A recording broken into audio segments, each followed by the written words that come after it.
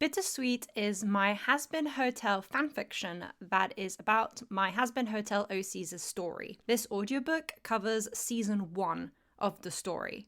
Do not expect any correct imitation of the characters as canon voices. I cannot do that. Just enjoy as it is. Don't take it too seriously. If you know Hazbin Hotel, you know what warnings to consider. You know what you're getting into. It's not for children. It is for adults. However, nothing explicit happens in my fanfic. That is not what happens with my characters. This fanfic does try to be as canon compliant as possible. I do not wish my OCs to impede on the existing storyline. Therefore, this fanfic is strictly to do with my OCs and how they interact with the existing world around them. For voice claims for my 2 currently introduced OCs, Suzette and Mary. For Suzette, I have Julie Andrews. Although Suzette would have a slight French connotation with the way she speaks, sort of the way she says her R's and the way she says certain words is very French, and she does speak French. Meanwhile, Mary's voice claim is Annette Hanshaw, as Mary is American. Chapter 1. Sweet as Honey. Charlie was always grateful, and slightly, very desperate, for any help that was given towards her beloved Salvation Project. She was in high spirits considering Sir Pentious had just joined the hotel as a patron just over a day ago, so when Alistair of all people approached her with the idea of a potential much-needed addition to the Hazbin Hotel, Charlie had squealed in delight. And while yes, she was always grateful and would never look a gift horse in the mouth, this was still Alistair helping. Alistair, the radio demon, with a very sadistic sense of humour, who'd made it clear from day one he was just here to laugh at sinners' fail. Thus, Charlie felt a little justified in feeling suspicious of the redhead, despite being extremely giddy at his proposal.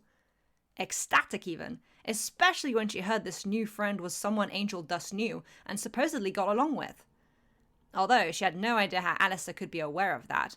He didn't seem to know Angel when they first met. Say, Alistair, it's not that I'm ungrateful or anything, but why are you helping with finding patrons? Charlie asked, tapping her index fingers together with pouting lips, looking up at the taller demon with the big puppy eyes. Alistair laughed, his radio voice crackling.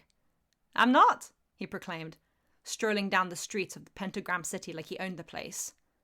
Well, that answer left Charlie perplexed, and it showed as she stammered in confusion.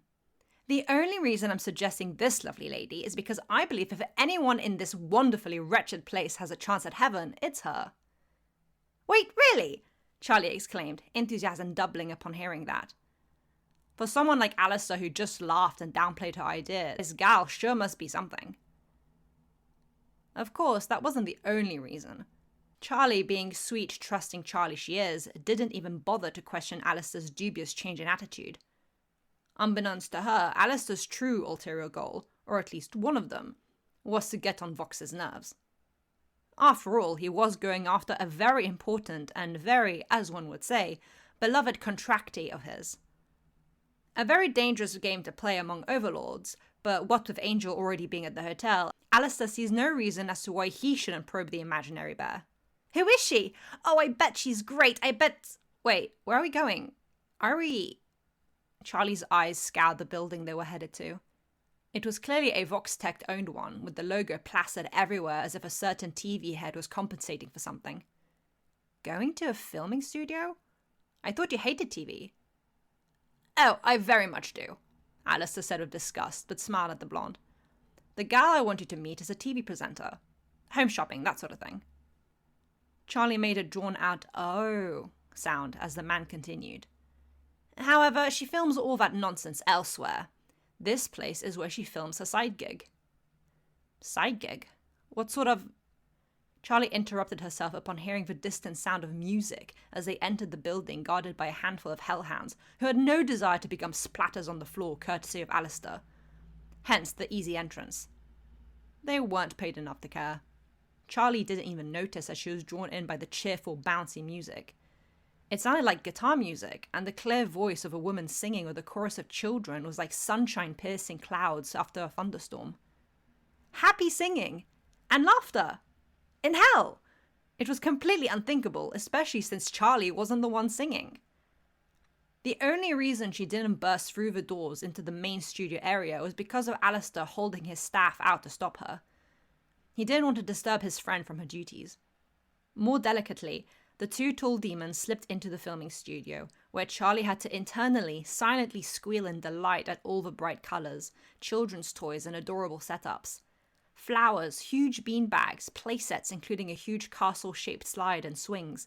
Everything was so carefree and fun, clearly dedicated for children's enjoyment. Which they very clearly did.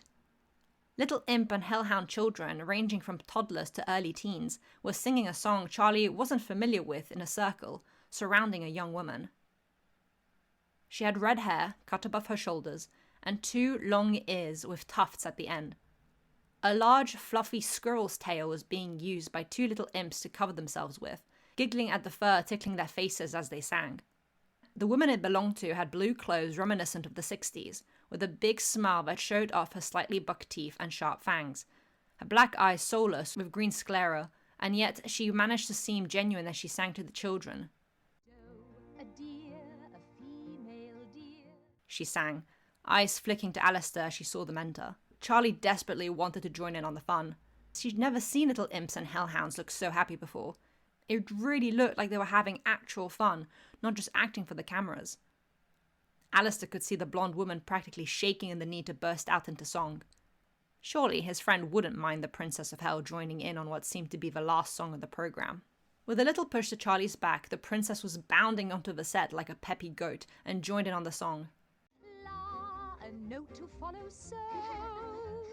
Her joining in did catch some of the little ones off guard, but the red-haired woman's unfazed smile and continued cheerful singing told them it wasn't anything to be worried about. Really, it was quite a silly scene, Alistair thought to himself as he held back from cackling. Imp children and hellhound pups all sat in a circle with the Princess of Hell, singing jolly songs around the squirrel-like woman with a blank look in her eyes. And yet, she truly looked happy. As happy as you can be in hell. With a final goodbye to the camera, the song was over, and filming ended. Thank you so much, little dears. I hope you had fun. The red-haired woman clapped her hands together, smiling at the imp and hellhound children who smiled back at her, their own tails of various shapes and sizes wagging. We did! Thank you, Miss Suzette, they all replied back. You better all hurry back out and meet the guards outside to get you home. I hope to see you next week. And with that, the children scattered out of the studio, one little cocker spaniel hellhound hugging the woman before scurrying after her friends. Only then did the woman turn to look at Charlie, still sitting on her knees, now with her tail wrapped around them. Why, my princess, what a lovely surprise. Oh, you know who I am? Charlie asked, a little embarrassed. Of course. Hard not to after the scene you made on the news. The red-haired woman giggled, a hand covering her mouth. Charlie went quite red, remembering how ridiculous it had all been. Please, I'm just teasing. Hello, Suzette, darling. Alistair stepped into the light now that the cameras were off and the room was slowly emptying of workers. It's been a while. Alistair, wonderful to see you. Suzette smiled widely, and with the help of Alistair's extended hand, got up to her feet and hugged the towering man. I was so surprised to see you sipping in. I know you hate television. Quite, but I'm here on business. You already know Charlie Morningstar, Princess of Hell. Charlie, this sweet thing is Suzette, a friend of mine. He had a hand on Suzette's shoulder as he spoke. True to his word, Suzette seemed very relaxed next to Alistair, not at all worried about the typically feared radio demon. I've known her since she first arrived in Hell. Almost. I met Vox first, Suzette corrected. Hence why I work for him. Here on business, you say? Something to do with your hotel, I assume. Yes, actually. Charlie grinned, happy to meet such a kind-mannered sinner. Do you have time to talk? I don't want to disturb anything further. Not at all. I don't have anything for another hour. Suzette shook her head with a smile. The movement made her hair sway and her ears flop a little. She motioned her 2 visitors to some seats, all of them comfortably sitting down as some staff hurried with cleaning up the play area of the studio, preparing it for a future filming session. I must say, my princess, I have my doubts about your hotel. I'm not too sure salvation is possible for any of us. Charlie winced, her smile straining. Yeah, that's not the first time I've heard that, she sighed softly, her mood a little dampened. She jumped when she felt two surprisingly soft hands cup one of her own, holding it with a gentle touch. Despite the black, sharp nails at the end of those delicate fingers, Suzette was taking great care in not accidentally scratching the princess. Even so, I do love the idea of it. Charlie's face lit up at the words. And I'm grateful you're trying anything at all. I'll admit, before seeing you on the news, I wasn't particularly fond of you. Charlie's face fell again, but Suzette smiled. At no fault of your own. I just really hate your father. Oh, well, that's very honest, Charlie stammered, a little taken aback. Alistair's laugh crackled through the air. She does have a way with words, he agreed, clearly enjoying this. The reason why we're here, Suzette, is to offer you the idea of becoming a patron at the Hazbin Hotel. You're already aware of angel dust residing there, and we've just had an interesting new addition. Not to mention Nifty and Husk are staff members. And my girlfriend, Vaggie, Charlie added. Yes, her too. Alistair had no intention of mentioning her. Suzette's head tilted in a cute, curious way, her ears upright as she still held Charlie's hand. Slowly, her blank, black eyes crawled towards a camera in the further corner of the room. She was sure the video was glitching like crazy, but was even more sure Vox was freaking out. As wonderful as that company sounds, I'll have to refuse. Suzette smiled, letting go of Charlie's hand and standing up from her seat. I have a lot of responsibilities and obligations with my work, especially with entertaining the children. Going through rehab would take my time away from that, and if there is some chance at getting into heaven, I don't know if I have it in me to leave the little ones behind. Charlie's face saddened, but she understood. Suzette really was sweet, focusing on a population of hell that often went forgotten and untaken care of. The woman's eyes looked at the play sets, all the bright colours and toys littered around the place in organised chaos. I don't really watch TV. I didn't realise there was such a children's show, she muttered, lifting her head to smile at the red-haired woman. That's really cool of you. That seemed to make Suzette very happy, as her smile brightened, even if her eyes stayed blank. I used to work with children when I was alive, she said fondly, playing with the ends of her hair. When I first arrived in hell, one of the first things I learned were of the hell-born demons. All I could think of was how dreadful it must be to be a child in hell. No offense, she added for Charlie's sake. None taken, the blonde laughed awkwardly. She wasn't going to lie and say her childhood had been all puppies and rainbows despite drawing those things all the time. I managed to wrangle this show out of Vox, since I'm a popular brand person in Vox Tech. My face sells, as he says. Suzette laughed lightly, cupping her own face. It took some time to promote the show, but once it found its audience, it blew up. There was a real needed niche for children's entertainment on TV. Mammon tried to copy us, but that quickly flopped. You must have the love and passion for children and the happiness for it to work, not just chasing the dollar signs. Though, that is a bonus, I'll admit. Charlie listened, kicking her feet a bit as she did, like a little girl on too big a chair. She was fascinated by how lovingly Suzette spoke about her show, and the way she moved was hypnotizing, like every hand movement and ear flick was emphasizing her story. Charlie truly believed Suzette could sell her a half-eaten apple. Suzette, I can't believe someone like you is in hell. Charlie jumped up, excitedly bouncing on her tiptoes. Well, hooves, technically. Looking down at the shorter woman with sparkly eyes. You're so kind and thoughtful, and Alistair is right. You have so much potential to getting into heaven. Suzette blinked at that, and something in her eyes changed. Still soulless, still blank, yet tinged with something. Well, as nice as that is for you both to say, I'm not in hell for no reason. Suzette said as she fussed with her skirt, trying to straighten it best she could after all that kneeling and sitting. Really, I deserve to be down here. Chapter 2. Sweet Revenge. The world of television isn't what it's cracked up to be, especially not in children's entertainment. Of course, you have the wonderful individuals who truly love and care for what they do. But you also have the greedy and the freaks who only see children as a means to an end. Some ends being far more disgusting than others. Suzette was quickly disillusioned after she set foot in the States as a young, ambitious woman. Fresh out of Paris, Hollywood was nothing like what she was used to, but her pretty looks, quick wit, and charming demeanour made her speedily find a job as a TV presenter for a popular teleshopping channel. After pulling a few strings, batting her eyelashes, and getting more connections, Suzette managed to get her own children's show, her true passion.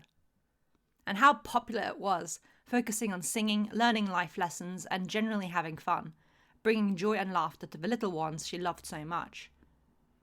To the little ones whose innocence she wanted to protect, like any good mother would. Unlike her first victim. Disciplining a 9-year-old boy with a belt buckle wasn't something Suzette could just stand by and do nothing about. The cries alone were horrifying. But the supposed mother didn't appreciate a good Samaritan intervening with private family matters, and Suzette got struck in the face herself. It was a blur after that. All she knows is that the former mother was found hanging from the ceiling the next morning, hung by the very same belt. The boy's father won custody of him, and he was much happier each time Suzette saw him every filming session. By the time she committed her next murder, Suzette had full-heartedly accepted her mission to protect the little ones and had come prepared. She couldn't be sure if others were turning a blind eye or were just ignorant of the advances the middle-aged director was making towards a 12-year-old starlet, but Suzette noticed it instantly. She noticed hands where they shouldn't be. She noticed the little girl alone with him in his fancy car. She noticed the worried look on the child's face. Oh, United States of America, land of the free. How easy it is to get a gun here, especially in the 60s. All it took was a gunshot to the stomach and head. Suzette saw the girl run out of the house after the first gunshot to get help. She made herself sparse. The police found the body within the hour. To this day, the case is still unsolved. It never stopped. A mother forcing her daughter to starve so she would stay skinny and look younger for longer. A slap across the face each time she complained of her hunger. A musician with a taste for young blood. A violent father, an alcoholic uncle, a thieving grandmother. After a while, she got a taste for it. Adrenaline is such a drug. But she fully believed she was doing the right thing. The children looked so much happier, so much brighter and enthusiastic. It was worth it, Suzette told herself. And she was careful, making sure to never be traceable. But even so, somebody was bound to connect the dots eventually. Not any officer, though. No detective. Rather, a teenager with an eating disorder she was working through. The one her mother had given her. Suzette believed she was doing better without the horrid woman, especially when the girl gifted her a muffin after a filming session, as a thank you for all the good memories now that she was moving on to other projects. Suzette was grateful, and why would she ever assume the worst out of a child? It was a well-known fact Suzette had a nut allergy. So well known, she wouldn't think that anybody would ever gift her food that could kill her. It's probably why she didn't bother to check once she was back home. She was dead in minutes. And just like that, my career, all my hard work, poof, gone, and I ended up here. Suzette ended her tale, ears drooped. Honestly, I don't understand why she'd do that. A part of me wants to believe it wasn't intentional, but logically it had to be. Shocked, confused, taken aback were all valid descriptions for how Charlie was feeling, and considering the face she was making, she looked like all three as well.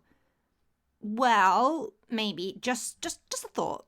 Killing her mother was not the best way to go about it? Charlie offered meekly, gaining a lifted ear from the red-headed woman. I mean, I totally get why you wanted to, but cutting her life short robbed whatever chance there was for her to improve as a person and potentially become a good mum. Speaking from the logic of the girl, I mean, Playing devil's advocate wasn't her strong suit, to be fair. A thoughtful hum brought her out of her awkward feelings, and Suzette's shrug startled her. Whatever the case, I deserve to be here. If I hurt a little girl so much she went through the trouble of killing me, then I don't think I can be redeemed. That wasn't the logic or reply Charlie had expected, and her frog blinking made it obvious. Susan wasn't at all sorry for what she'd done. She didn't even consider her numerous murders to be the reason as to why she'd been sent to hell. No remorse whatsoever for those, only that she'd consequentially hurt a child. I take it you're refusing our offer then? Alistair, who'd been silent up to this point, sighed with forced sadness. I'm afraid I am, Suzette nodded solemnly. Charlie's drooping face of sadness was a painful sight to behold.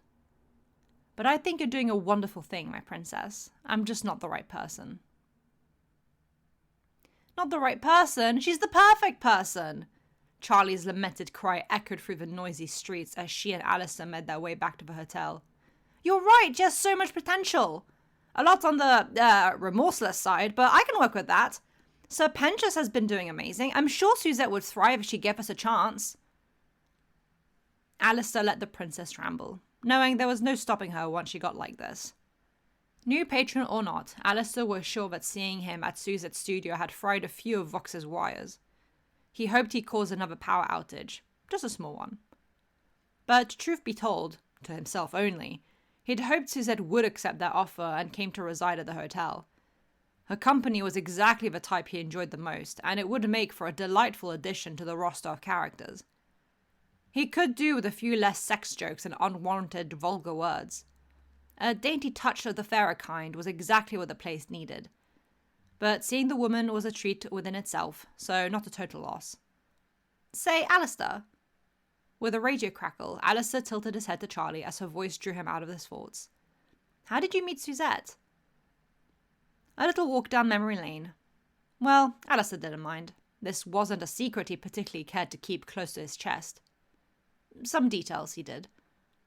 Very shortly after she appeared in hell, Vox saw her potential and hired the poor thing on the spot, before she got a chance to grasp her bearings. His voice dripped with dramatized lament, putting on an act. The lament was real, however. If only he'd been the one to find her first instead of Vox. Chapter 3. Sweet Tooth. When Vox had excitedly told him about the grand new girl he'd made a contract with, Alistair really didn't think much of it. What Vox considered grand usually was merely mediocre to the radio demon, though he tolerated the man's jovial ramblings. Clearly, he'd become quite enthralled with his new contract. She's just who I need for my new teleshopping channel. Suzette's been telling me all about the new progress television has made since my time, and oh, Alistair, it's amazing. A secret roll of the eyes was exactly what Alistair thought of all that, but Vox didn't notice. Plus, I think you'll like her. Alistair very much doubted that, if she was willing to make a contract with Vox. She was a serial killer, it's what got her down here. Oh, maybe Alistair was wrong, but it did pique his interest. Is that so? What sort of serial killer? He questioned, ears tilted back to properly hear Vox's answer without looking at him. From the thoughtful hum he got, seems he wasn't going to get any good answer at all. Not sure, I didn't ask. Of course not. But you should meet her, she's settling into her new flat. Deciding that this was probably the most interesting thing that would happen this week, Alistair did just that, and strolled up the stairs to the flat Vox had provided for his new star employee. As if she deserved such a title, the girl hadn't even done an hour of work yet. Maybe that's just how much potential Vox saw in her. Ever the gentleman, Alistair knocked on the rose-coloured door, waiting patiently. The door opened with a small creak, a singular, wary eye staring at him through the minuscule space made, blank and soulless with green sclera. Hello, dear. My name is Alistair. My good pal Vox told me you just made a contract with him, and he was dying for us to meet. The yellow-fanged smile did little to enthuse the shorter woman, but the mention of Vox must have been enough to convince her Alistair wasn't here to be of harm, and open the door wider. With a tilted head, Alistair was pleasantly surprised. Elegant pink dress, dainty hands, neatly kept red hair, and tail with fluffy ears. Already he was thinking of introducing this girl to Rosie. The two seemed like they could get along based on first appearances. Enchanted. An extended hand lingered in front of the squirrel demon, who eyed it warily for a moment, before smiling sweetly and returning the handshake. Firm yet gentle. Very ladylike. Likewise, I'm Suzette.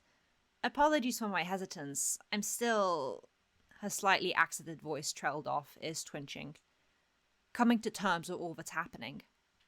Quite the whiplash, I imagine. Alistair laughed good-naturedly. He couldn't quite place her accent, but decided he liked her voice anyway. Would you like to come in? I just finished baking a pie, Suzette offered, walking back into her flat as she spoke. Indeed, a sweet waft of what could only be some sort of berry pie drifted through the air, another surprise. Alistair wasn't fond of sweet things, but he couldn't deny it smelled good. Vox gave me the ingredients.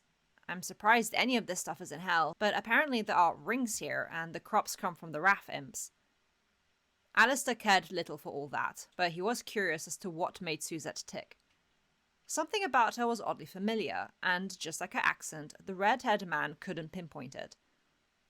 You land in hell, and the first thing you do is make a contract with an overlord and bake a pie. The teasing tone wasn't missed by Suzette, and she shot him an embarrassed smile. So familiar. I panicked, she admitted dumbly as she entered the connected kitchen, Alistair making himself comfortable at a small table on the outside balcony that overlooked Pentagram City. Having a contract with an overlord has its benefits depending on said overlord, and Vox was all about appearances. Of course he'd give an employee he held a high opinion of the fanciest flat he could. My maman owned a sweet shop in Paris that I grew up in. We used to bake together a lot if she wasn't making sweets. Aha, that's where the accent is from, Alistair chimed happily with a snap of his fingers, despite the niggling sentiment that information gave him. You're French, though your English is impeccable. Always the compliment giver when it came to the fair sex. Suzette's smile widened, revealing small buck teeth and sharp fangs. Maman was American. I learnt English from her. She moved to France after she married my father. That rung an old forgotten bell in Alistair's mind. Isn't that what happened to his friend? Oh, what was her name? His thoughts were interrupted by a pie being placed on the table, delicately designed of the golden brown colour. Absolutely perfect and impeccable. He stayed silent as a slice was cut for him and accepted with a thanks, stalling a little in tasting the rare treat. It wasn't common for sinners to just make and offer these sort of niceties, even if he didn't care for such sweetness.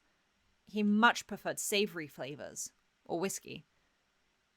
Sweet berry and baked goodness hit his tongue. It was like an electric shock to the brain. For a split second, he was back home on a summer day, eating pie at a small cafe as Mimsy babbled about anything and nothing with her delightful accent, the scent of sweet pie accompanied by the rejuvenating smell of morning coffee. A gentle laugh and a pink dress covered by a white apron. Nostalgia hit him square in the face. That's not something he'd experienced in, well, if he ever had, he doesn't remember. Only then did he notice the hopeful look coming from the younger woman across him, awaiting any sort of reaction that wasn't a deer in the headlights. Alistair blinked rapidly before his smile widened. Delicious, he complimented, genuine.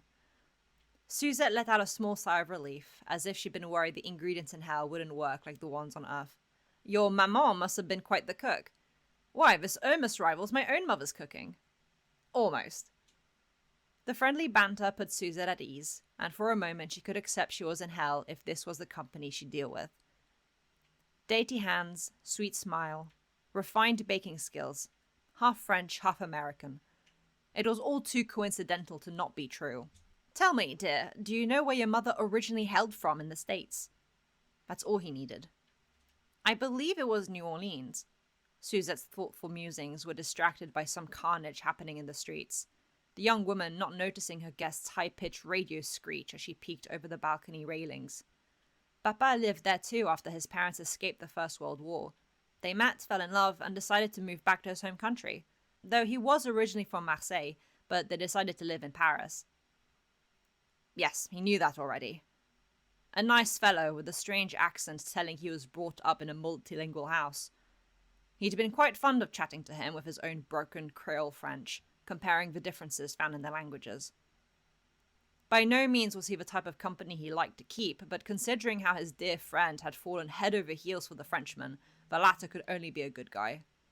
A good man for a wonderful woman, his very dear friend, Mary. So much of her was in Suzette's face, yet so much of her father as well. It's strange. Alistair had no recollection of what his old friends looked like. It had been far too long since he'd seen them to ever have a clear image of their faces. And yet he knew for a fact Suzette was theirs. Like the ghost of the past life he'd left behind coming back to haunt him. Or rather, the fact that he hadn't gotten her into a contract before Vox was what would haunt him for the rest of his hellish afterlife. Damn it all. He inhaled sharply through sharp teeth. I have some friends I think you'll like. Mimsy and Rosie. I'll be sure to organise a little get-together for us all. How does that sound? He offered, taking another bite of the nostalgic pie, the exact recipe made by Mary. I don't doubt you can win Mimsy over with your marvellous baking. Her daughter had inherited her smile. That'd be wonderful. Before all that, however, Alistair had done a direct beeline for Vox. What? No, I'm not transferring her contract to you. The TV box head rejected the offer instantly, more confused than anything else. What do you even want her for? She was a TV presenter when alive. I have more use for her than you do. It's not about that, you electrical fool. But Alistair couldn't just lay down his cards and admit he merely felt a sense of obligation towards the memory of an old friend. That would be completely out of character, and truthfully, embarrassing. You alright, old pal? I do rather like this sweet thing you've caught. Maybe a little sweet talking could get Vox to give in to his wants. That usually worked. The poor man was desperate to impress. So much so, in fact, I find myself just wanting her under my control. A pretty little addition to my collection. Plus, we have so much in common. Other than being serial killers? Vox raised an eyebrow. Oh, right, Alistair completely forgot to ask about that in the confusion of everything else. Indeed, which is why I would very much like her contract for myself. A smile here, a flick of the ears there, a little leaning forwards into Vox's personal space. That usually worked. Sorry, Alistair, you know I'd give anybody else's contract to you, but I can't with her. Not today, it seemed. Not with the one thing Vox could actually do for him. She's going to boost my sales for sure. I can't risk losing such a business opportunity. Always business and progress with this guy. Back to the present, and at the hotel, Alistair had parted ways with Charlie after their little promenade. Really, I should have pointed out the visual similarities between Suzette and myself to embarrass him. I bet that would have worked. Alistair huffed with a roll of the eyes as he sat at Husk's bar, the Catman begrudgingly having made his boss a drink as the dear demon retold his woes of missing out the chance to make a contract with Suzette, much like he'd done with Husk. Vox is a half-wit, but credit where credit is due, using Suzette as a mascot of sorts did boost his sales. A pretty doll like her will do that, Husk grunted from behind the bar. He didn't care for nor disliked Suzette. For the very few times they'd met, she'd minded her business and been cordial with him. Sex appeal and all. Husk, please, there's nothing sexual about Suzette, Alistair scorned lightly as he nursed his whiskey. I would have thought the people of hell would consider her a prude for how she dresses, considering the characters down here. His eyes followed Angel mistrustingly as the spider demon sauntered through the lobby. That ain't it. She's easy on the eyes. Nice figure, pretty clothes, leaves a lot to the imagination. Husk shrugged, fully aware of how blind his boss could be to some of these feelings. If anyone cares to imagine, that is. And you do, it seems. A nasty side-eye was shot at the bartender. No, sir, Husk stated flatly with all the life of a funeral. I can point out the obvious without partaking in it myself. A humph and the downing of his whiskey is all Alistair graced Husk with for a reply before leaving the bar for his radio tower. Some music would do him good. Chapter 4. How sweet it is to be loved by you. Love was a thing completely foreign to Alistair, both in life and in death. But he knew it must exist, for Mary was bursting at the seams full of love. Well before she met her one true love she married within a month of meeting, his lifelong friend had offered Alistair and Mimsy her love in the form of friendship, baked goods, and homemade sweets, without ever expecting it back. Times were tough for any regular kid in the early 1900s, and little Alistair was not immune to it, for a vast variety of reasons completely outside of his control. To put it bluntly, he had no friends, and didn't want to be friends with the kids in his neighborhood. Why would he? They were ruffians, disrespectful and impolite. Nothing like his beautiful mother had taught him to act. It made his blood boil every time a boy dirtied his clothes with a vile comment or blew a raspberry at him like the child he was. The desire to fight back itched up his arms and neck, but he always refrained, knowing his mother wouldn't approve. Money wasn't always easy to come by neither, and while Alistair never wanted anything, he was still a little boy with an appetite. There was a bakery in his hometown. Every day the smell of fresh baked goods wafted through the air, motivating working parents to crawl out of bed and getting some goodies to keep them company at the tedious and probably not well-paying job. Alistair's parents never got anything, it was just too pricey. His mother could have made it herself if only she had all the ingredients. Sometimes little Alistair, in his neat clothing, would linger at the window and look at what the baker's special offers were on today. The meat pies always looked delectable to him the most, but he wouldn't have minded a sweet treat. Just something different from the struggle meals his family could afford. The baker and his wife were too busy to notice a little straggling child staring at their goods, but their daughter noticed. And one day she got the courage to say hello. If hello was silently offering him a mini steak pie that wouldn't be missed by her parents with a shy smile. Alistair had smiled back and accepted the gift with a polite thank you, like his mother had taught him. Him and Mary soon became friends, eventually going to school together when they were old enough. While the other kids always had things to say about him, and each other, Mary never uttered an unkind word about anyone. With dainty hands and a sweet smile, insults rolled off her back like water did ducks. Bouncy brown hair that curled around her cheeks and pretty lashes, Mary always came to school with homemade goodies to share with everyone, even the meanies.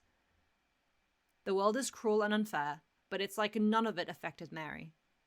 She never lost that childlike joy and love for the world even as they grew into teenagers, and then young adults. By then, Mimsy was part of their friend group, and it became a habit to go listen to her sing at the various clubs and bars she performed in, Alistair and Mary being regular faces among the partygoers. A little alcohol and some good music and company was a perfect evening for Alistair. Mary seemed to enjoy it too. But she was always happiest when Mimsy and Alistair would come visit the bakery first thing in the morning and have their breakfast there. A coffee, a big good that Alistair would only accept if it was made by Mary, the slow awakening of the neighbourhood as the sun raised into the sky, those were peaceful moments Alistair was sure were only possible due to Mary's presence. She was calming in a way only someone full of love could be, patient, understanding and welcoming. Love isn't a thing Alistair ever considered, or even thinks himself capable of, but he witnessed it in full force when Mary was politely stolen away from him mid-dance by a tanned brown freckled face and white smile. It was like stars had exploded in her eyes as soon as she saw the friendly face, and Alistair knew he and Mimsy were but bystanders in this sudden romance he could never understand. Mimsy swooned and cooed, eyeing up the tall drink of water who only cared for the sweet woman in his arms, dancing with a smoothness like she was gliding on ice. His eyes were on her and her alone, the world around him just as irrelevant as it was to her at the moment. Dancing together on the dance floor, it was clear they were more than a little smitten. Completely nonsensical, unthinkable, bordering on second-hand embarrassment. But the joy radiating off his flustered friend was infectious as the dance ended, and she returned to a grinning Alistair and Mimsy, knowing grins and wriggling eyebrows as her face went several shades of pretty reds and pinks. An accented "excuse me" interrupted their teasing, and that's when Alistair got his first good look at a non-dancing, gentlemanly Milan. The pronunciation alone reeked of French as the man properly introduced himself, and surprisingly apologized to Alistair for interrupting his dance. Who was Alistair to criticize such a polite fellow gent? He merely brushed him off as Mimsy ushered Mary towards her lovely dancing partner. And again, Mimsy and Alistair might as well have been quirky-looking lamps in the world that belonged to Milan and Mary, looking at each other with romance only seen in fairy tales. Gross and too much for Alistair's taste, but Mary was happy. That's what mattered. He'd kill Milan if she wasn't. The wedding announcement and ceremony had been utter whiplash for both Alistair and Mimsy merely a month later. Typical in those times, but to the two very single friends, seeing Mary be swept off her feet in a wedding gown was still a shock to the system. This would be a huge change to their dynamic, to what the odd trio had been before. There were rumours the newlywed couple wanted to move to France. Maybe he would have been unhappy about that change if Mary hadn't hugged him tightly in her wedding gown, smiling up at him as happy as can be, with rosy cheeks and curly brown hair. Yes, love is real, because Mary is proof of it. Alistair will never love Mary, not in the way she loves her husband, not in the way she loves baking, not even as friends. But she was precious to him. A final wave off at the docks, a huge ship leaving for France, and Alistair never saw his friend ever again. And that was okay. Ears twitched, and he was brought back to the present. An old-timey song from his time, by a woman he couldn't recall but sounded an awfully lot like what he remembered Mary sounded like, played on his radio show. An uncommon but not unexpected occurrence. Even the radio demon likes his tunes. The theme of the song was definitely out of character, but Alistair didn't care. A good song is a good song, even if it is about sappy love. Red eyes blinked open. He leaned back into his chair, tilting his head back to stare up into the dark red sky of hell. Up, up, far away, was heaven, spotless white and glowing like a permanent mocking moon. She's up there. He knows she is. There's absolutely no way she'd be anywhere else. He wonders if she knows that Suzette is down here. Does she think her daughter is still alive? Where's Milan? Suzette barely mentions him. Apparently he died when she was very little. Was he up there with his beloved Mary? Or did he do something to deserve being in hell? His ear flicked as the song ended, and he turned back to his coffee. Not questions he cares to answer. Chapter 5. Sickly Sweet. After who knows how many years of being in hell and working together, you'd think Vox would mellow out and have a little more trust in an employee like Suzette. Suzette, what the fuck? Clearly not. A soft sigh left the red squirrel lady as she discarded off her coat, another staff member taking it for her. She was due on set in about 10 minutes, plenty of time for Vox to shout her ears off. What is it, Vox? Suzette replied mildly. Most of the time, Vox was all bark and no bite. Most of the time. Why the fuck did Alistair visit you? The fuck did he say? Such vulgarity was completely unnecessary as he practically shook Suzette by the shoulders as if turning her brain into a cocktail was going to jog her memory any better. Fucking answer me! The princess merely wanted to invite me to her hotel. Suzette's voice came out uneven and shaky because her boss was still shaking her, which abruptly stopped upon hearing that. Clawed hands squeezed around her shoulders. I refused, obviously. You fucking better have. Vox seethed, eye twitching. Seems he'd blown a couple cables upon seeing the ruined camera footage that came with Alistair glitching the frames. That fucking bastard is trying to get under my skin. I know he is. Asshole. And it's working. But Suzette kept that part quiet, along with her inner eye roll.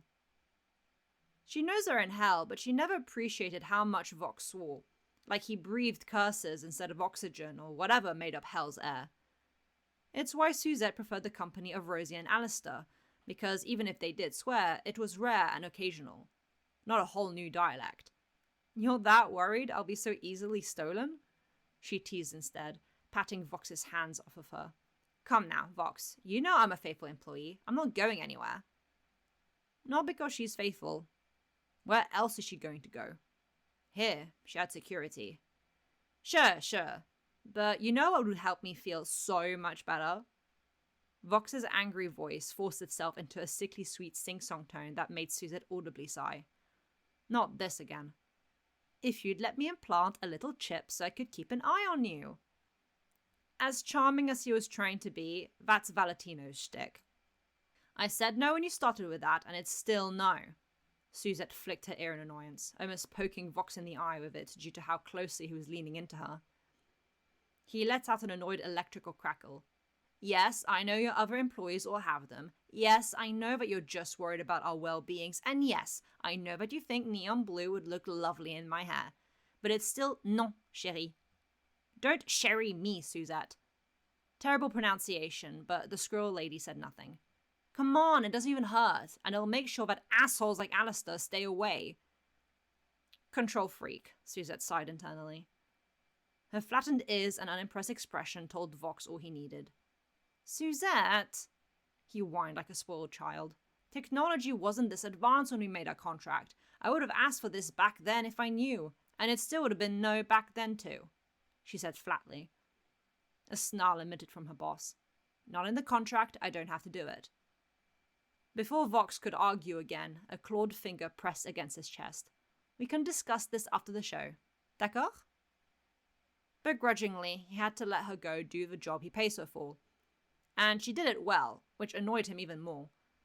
At least if she was falling behind, he could use that against her to make the red-headed woman fall in line more.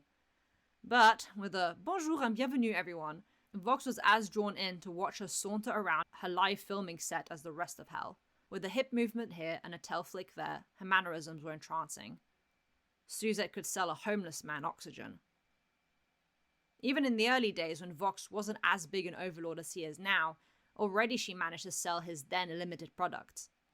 And nowadays, with the more accurate livestream aspect that Velvet helped perfect, and the completely parasocial shout-outs Suzette did for buyers who spent a certain amount of money all at once, her popularity and sales had skyrocketed. Vox couldn't fault her for that, especially not when she doubled the sales of his already well-selling drones. Even if some never bought anything, thousands still tuned into her show just to watch her. Not only a good saleswoman, her kind attitude, pretty smile, and good sense of humor was entertaining in itself.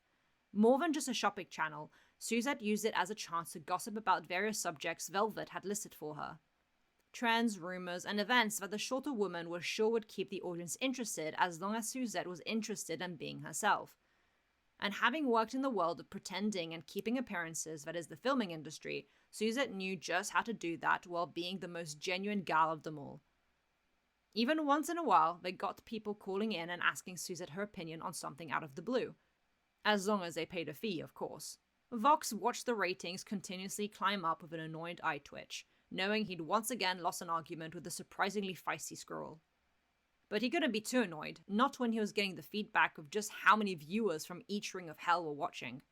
Pride, of course, had the highest view count, and Lust in close second for reasons obvious to Vox.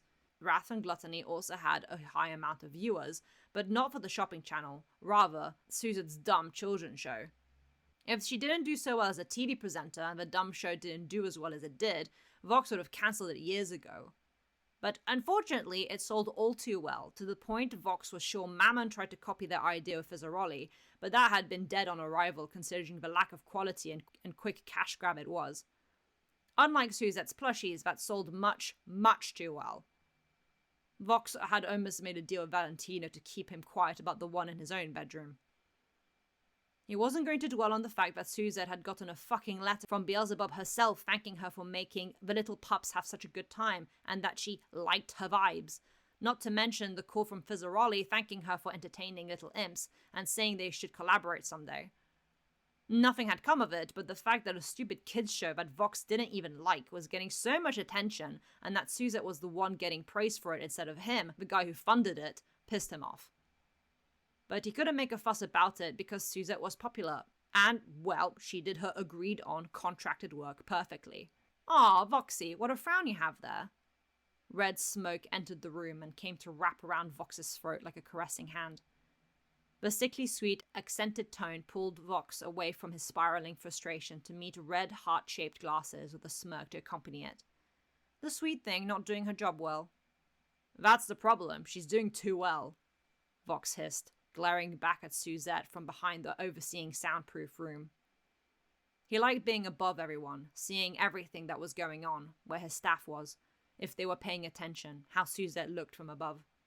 "Alistair went to fucking visit her today with the Princess of Hell, whatever her name is, and I couldn't even fault her for it. It's fucking annoying." "Feeling like you've got no control over her, is that it?" Valentino cooed, arms crossed with a lit cigarette holder between his long fingers. Vox's defeated sigh told him it was. "Well," the drawled-out purr sent shivers down Vox's back. His attention was once again brought to the moth demon. "Maybe I have a little idea that'll benefit all of us." Blissfully unaware of the current conversation, Suzette finished her daily hour-long show with a final "Merci, à la prochaine," and held her smile until the cameras were off. Her shoulders lowered as she relaxed, hands going up to her hair and ears to neaten them up, as well as fluffing her tail back to a presentable appearance. "Suzette, Vox wants you in the top room." Vox's shark-tail assistant called to Suzette from somewhere in the crowd, and the woman sighed with a nod. Guess they really were going to continue arguing about the chip implants. As much as she wanted to just call it a day and leave, Vox was still her boss and contracted owner. So up the tower Suzette went, already mentally preparing all her arguments as to why Vox won't ever implant anything into her head or elsewhere. The irony of her squirrel appearance was more than enough penance. Thank you very much. "Yes, Vox?" "Oh." Guess not penance enough, because Valentino and Velvet were in the room too, standing beside their colleague with smug looks. "Called in backup, did you?" She teased to cover her disgruntled emotions. Actually, Val and Velvet had proposed an idea.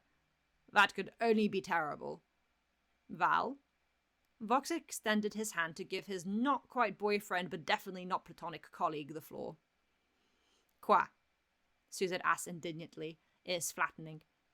She couldn't control the snarky comment that left her. Valentino just brought the worst out of her. He was uncannily charming in that sleazy, perfect teeth director sort of way she was too familiar with. I'm not doing a strip show. Please, sweet thing, that wouldn't fit your homely style at all. Valentino cooed with exaggerated vowels, heels clicking on the floor as he approached Suzette. We were thinking something akin to Miss Adelaide from Guys and Dolls. I think you could be a wonderful Vivian Blaine, don't you? You want me to be a showgirl? Suzette asked flatly, arms crossed beneath her chest. Isn't that a little too vanilla for your liking? That's why it's a collaboration. The drawl on the last word sent goosebumps up her arms as Valentino used a claw to lift her chin to look at him. Velvet designs the outfit, I choreograph the dance, and Vox provides the technology to film it. Plus, there's a real market for risque yet modest performance. People just love eye candy that leaves plenty to the imagination. Suzette already knew that was her appeal for some of her adult viewers. That had been the case on Earth too. That's all people ever really cared about. Her pretty looks and her swaying hips and her sing-song accented voice that gave her an exotic flair, as she'd once been told. Things she'd never had to deal with when working with sweet innocent children. Yes, they had tantrums and fusses, but she'd rather deal with that than the ogling looks the likes of Valentino gave her. Full of potential, he'd called her when they first met with a sultry tone. Instant repulsion. I have the perfect vision for your outfit, Velvet said with enthusiasm, hair in yet another unique do. I'm still workshopping it, but you'll look trad wife sexy with a modern twist. Suzette cringed internally. Out of the three, she preferred Velvet. Sure, she was nasty in her own right, but typically she just wanted Suzette to model a bit for her and try out some outfits. Unlike Valentino, who was always trying to slip his hands where they didn't belong, and unlike Vox, who wanted to literally implant a chip into her brain so he could control her 24/7. A one-time live showgirl performance from you will do crazy numbers and up all our activity. But I'm not a showgirl. I sell stuff on a shopping channel. Suzette shook her head free of Valentino's single claw, rubbing her elbow to soothe herself. Her heart was starting to beat as fast as the animal she looked like. Suzette, it's one show. Vox sighed with an eye roll. Branching out a bit and trying new things is good progress. Otherwise, things get dull and stagnate. We don't stagnate progress. But, Suzette! That was one of those bite moments. Her snarled out name made Suzette freeze on the spot, her tail drooping as Vox took Valentino's place and stood before her with his menacing eyes. I let you have your stupid children's show, I let you refuse my chip implants, and I let you prance around Pentagram City with no restrictions instead of keeping you safe in the tower. His eyes narrowed down on her, Suzette staring back with her big, soulless eyes. This is the bare minimum you can do for me. Your boss. More than just a boss. The man she owed her entire career to, who kept her safe when she was new in hell, who gave her a lovely place to live before the tower was made, who made sure she was comfortable and happy as long as she did her contractual obligations. Vox could take all of that away at any second if she refused to do this with the V's. Suzette had seen how worse he'd gotten since Alistair disappeared. She knew she had it easier than others with soul deals, and selfishly, she didn't want all she had to be taken away. Not her one happy purpose of making the children of hell laugh, and not the adoration she got from being on screen. Pardon, she muttered meekly, head lowering for a moment. Then her bright personality was back, ears and tails springing up as a saccharine smile that didn't reach her eyes pulled across her face. All right, one show it is. Maravilloso, Valentino clapped, more red smoke filling the room. I'll start organizing everything right away. I already have thumbnails of the dress, just gotta refine and workshop some of the details. Velvet exactly typed away on her phone, contacting who knows what or even already announcing the future show on the internet. Val, I'll send them to you. We have to make sure the scenery doesn't clash with the dress. Suzette sighed through her buck teeth before jumping a little at Vox brushing her hair out of her face. He had a hard look on his screen, searching Suzette's features for something. He didn't know. But something. He found nothing in those blank black eyes. Can I leave the tower? Visit a friend? Suzette dared to ask in a whisper. She felt very, very small right now. Vox hummed for a moment, then smiled, returning his hand to behind his back. Oh, all right, as long as you don't stay out too long. He could give her this kindness, since she asked so nicely. Suzette was gone before another comment could be said, the clicking of her heels hurriedly disappearing in the distance once the door was shut behind her. Velvet snorted. Loose chain you've got on her, she snarked, flipping her hair. Thought you agreeing to this idea was to get more control over her. If I'm too controlling, she'll rebel. Vox shook his head. I've known her longer than either of you. She plays nice because I'm nice, but she's gotten too comfortable recently. With Alistair back, I don't want her forgetting her place. He peeked to what was displayed on Velvet's screen, rough sketches of dresses of varying designs, but all themed around the 50s and 60s. But I need to stay fair and abide by the contract, else bullshit as it is. Quite the little diva, isn't she? Valentino chuckled. He read the contract to understand why Vox wasn't harsher on her. Goodness knows he wouldn't let Angel off easy if he acted like she did. Likes being treated like a little purse puppy with the respect of a queen. Really, that contract reads like she was holding you at gunpoint. Yeah, well, Vox grumbled, but he had nothing. Suzette had just been smarter in that moment. Stupid enough to agree to a contract, but smart enough to get a million benefits from it that Vox hadn't even considered. Like protection from any sort of harm, including Vox, and the freedom to do as she pleases as long as her ratings were of a certain level. She cares about security. I'll say, Valentino snorted. Where's she going, anyway? She mentioned a friend. Velvet asked while not looking up from her phone. He's insufferable, Rosie, Suzette whined loudly, her head smacking her friend's coffee table. Rosie quickly lifted the cups of tea so they didn't spill, an understanding smile on her face. I don't want to prance around the stage like I'm one of Valentino's people. Can't you just refuse? It's not in your expertise. Surely there's a loophole somewhere in that contract of yours, Rosie asked, once again offering the cup of tea to her red-headed friend. Unfortunately, that loophole benefits him, Suzette groaned, accepting the tea this time without slamming her head on the surface. Singing and performing is part of my expertise. Vox was allowed to use her skills in any way he wanted as long as it fit her character. So while porn star was out of the question, Valentino had tried to get Vox to lend Suzette to him. Showgirl was completely within reason. I should have been more specific. But after the whole protecting me from any harm bit, I knew I was pushing it. Rosie sighed. She couldn't exactly be of help. This was a fellow overlord they were talking about, and a contract was only the business of the two people involved. Suzette could come whenever she wanted to lament her existence to Rosie, but the elegant woman could do nothing to help her in a way that mattered. At least it's only a one-time show, then never again, Rosie tried to reassure. Why not ask this princess for help if she's so keen on you becoming a patron? I couldn't. Suzette shook her head, sipping the tea. The flavor was indescribable, and she preferred to not dwell on its contents. There's no redeeming me, and even if there was, I can't just leave everything behind. I like doing the children's show, and at least one of the Sins appreciates what I'm doing for their people. Rosie sipped her own drink, eyeing the younger woman before her. Ever since Alistair had introduced them, they'd been good friends. Suzette fit right in with her cannibals and was great fun to have around. She even entertained the little cannibal children with her songs and dances, which always brightened the mood in town. That's true, Rosie hummed before toothily grinning at her friend.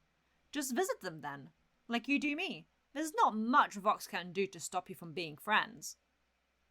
Angel had free roam to live at the hotel and work at Valentino's studio, even if the Mothman was an ass about it. But Vox never made a fuss about one of Valentino's associates being in close proximity to Alistair. Not more than with the other things he fussed about, anyway. Maybe Suzette could pay a visit. Just because. Chapter 6. Soft fire makes sweet malt.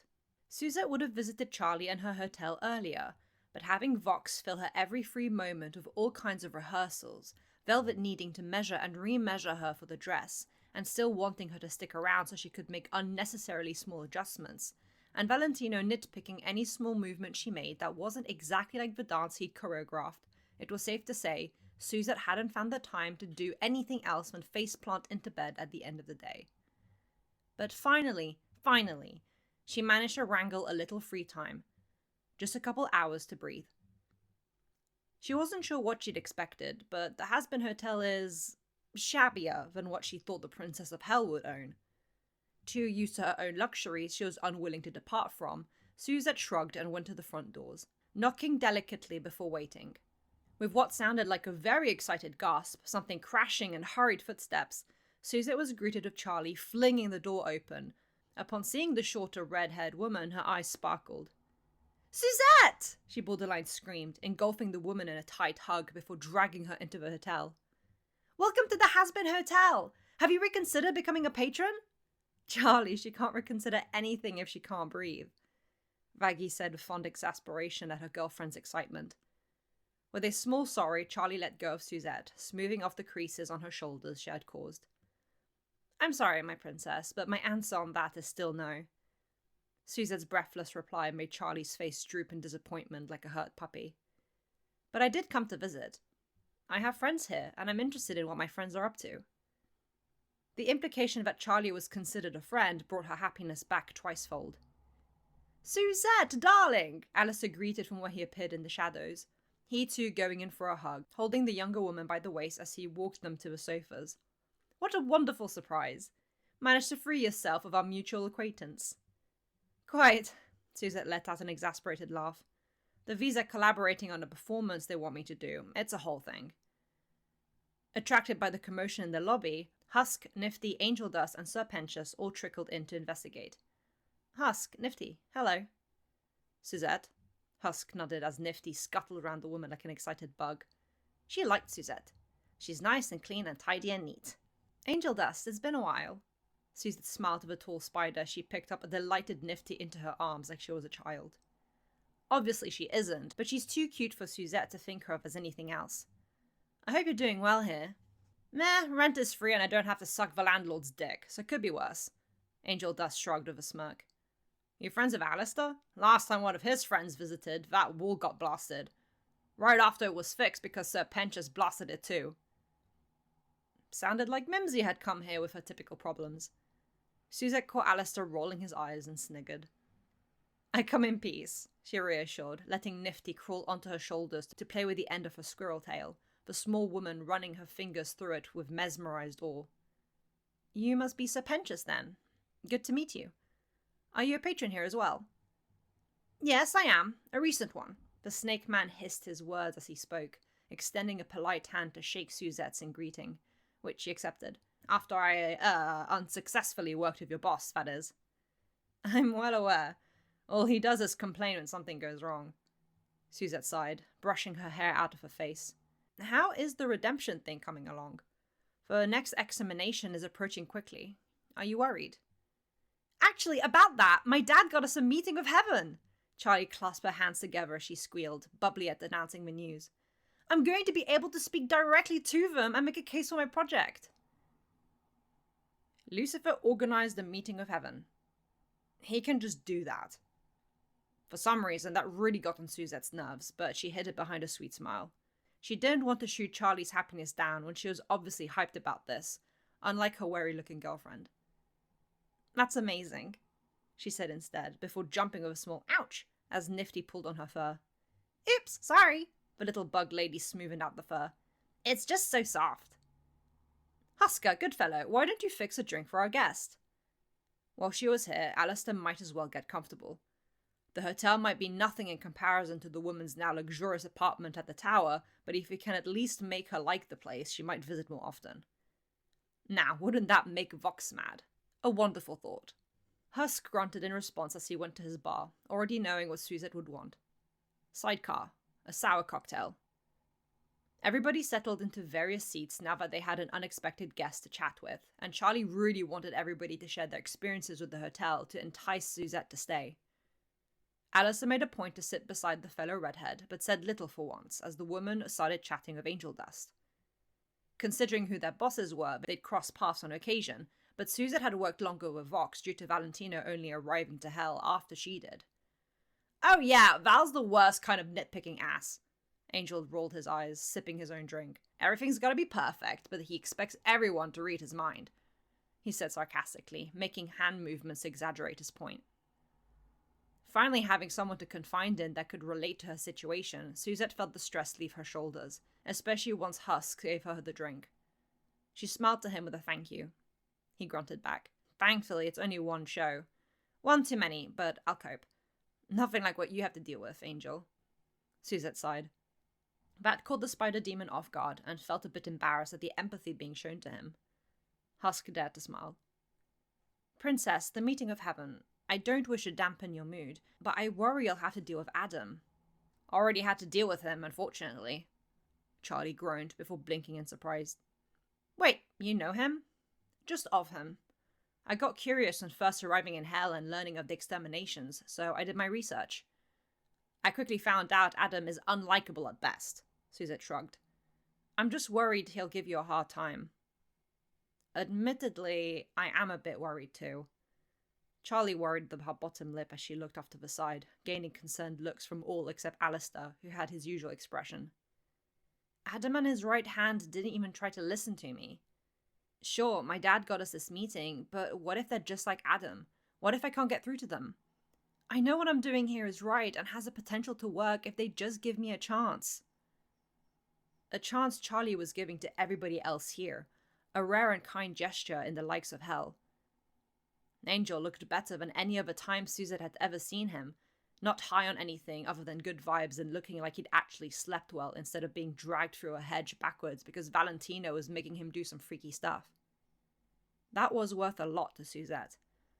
And for how shabby and barely put together the hotel looked, all of it was clearly done out of love and a true belief in the project. Charlie deserved to be given a chance. I think, my princess, that if heaven can't at least see and appreciate the effort you're putting into this place and its patrons, then that's their loss, Suzette expressed after a sip of her cocktail. I'm not seeing anyone else doing something that isn't straight up massacre.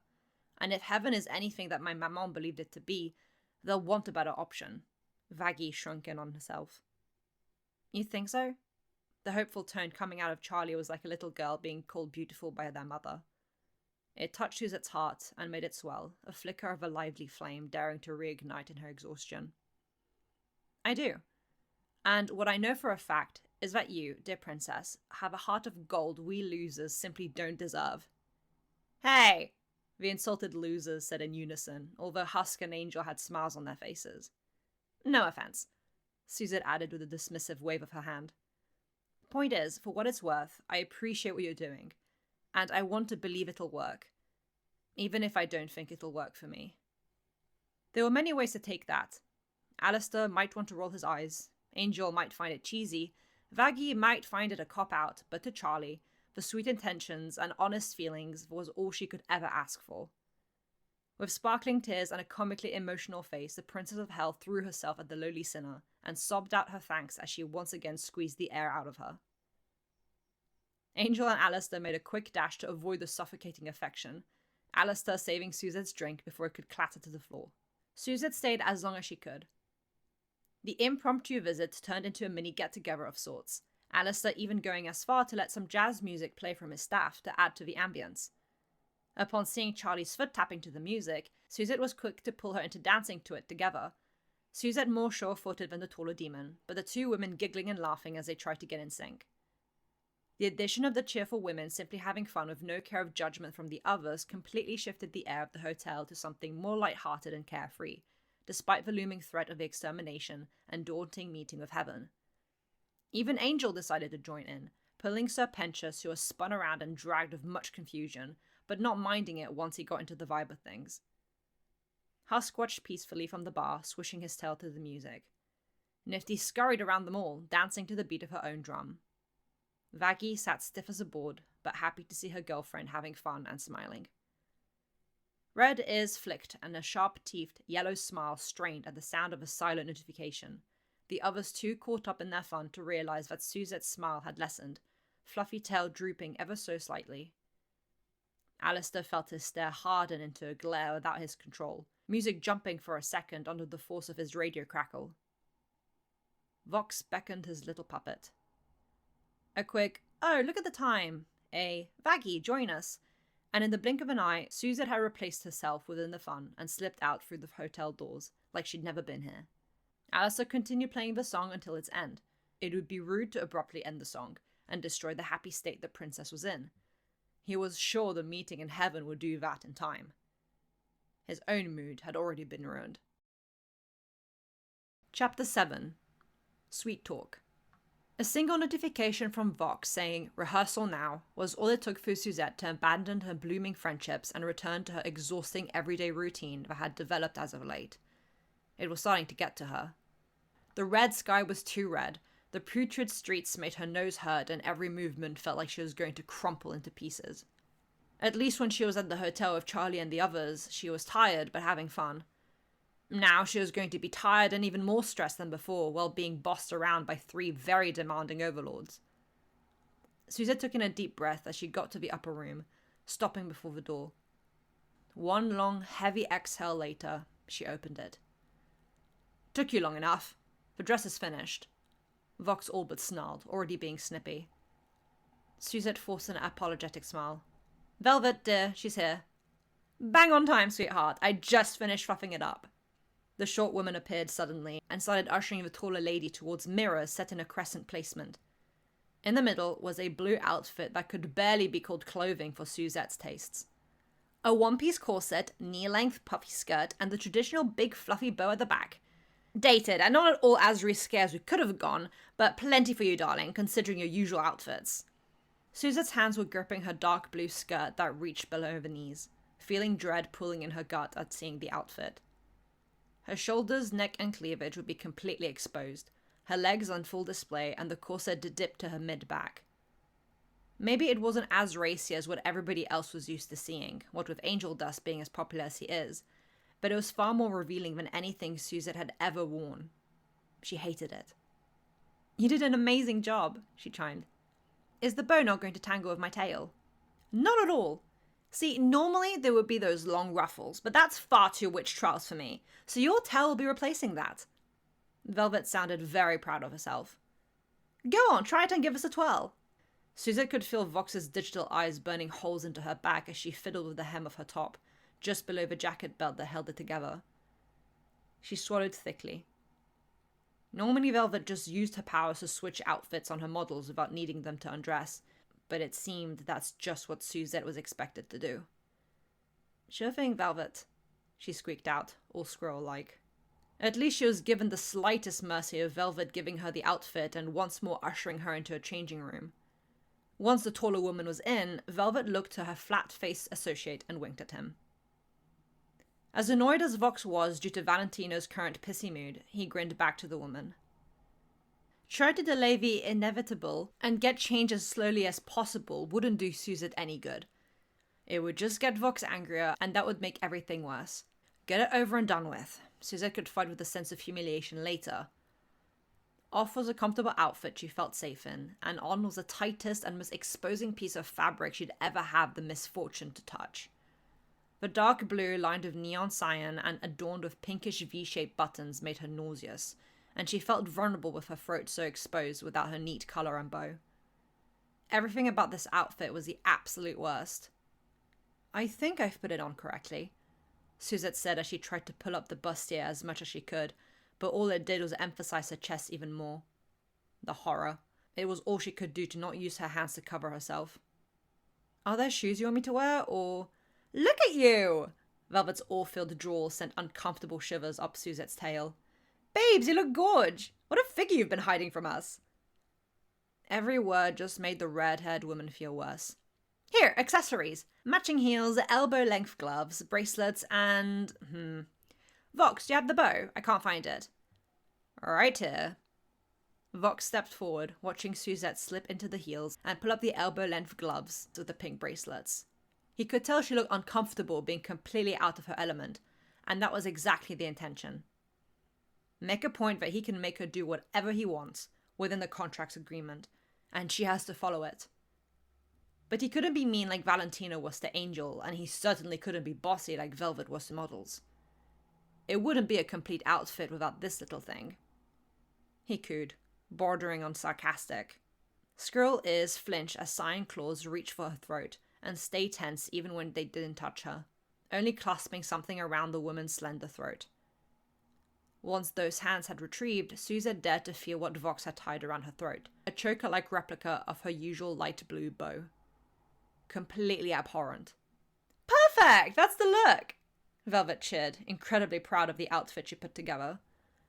A smug look was shot to Vox, who had a toothy grin on his face as he stared intensely at his scantily dressed employee. What do you think, V? It's not the sexy tradwife look you mentioned, but it's exactly what was needed to bring the whole show together, Vox complimented, hands behind his back as his eyes narrowed.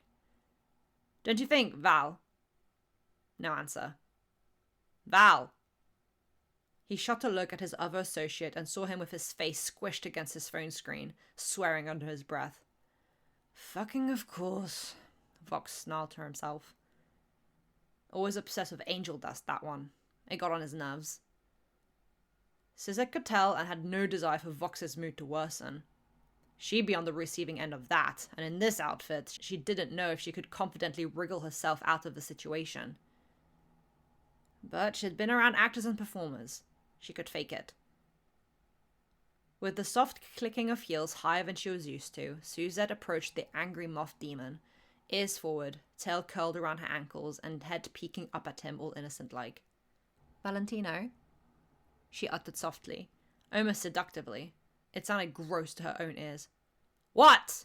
Valentino snapped angrily, before freezing as his eyes laid on Suzette and her new outfit. Oh. His anger turned into an appreciative purr.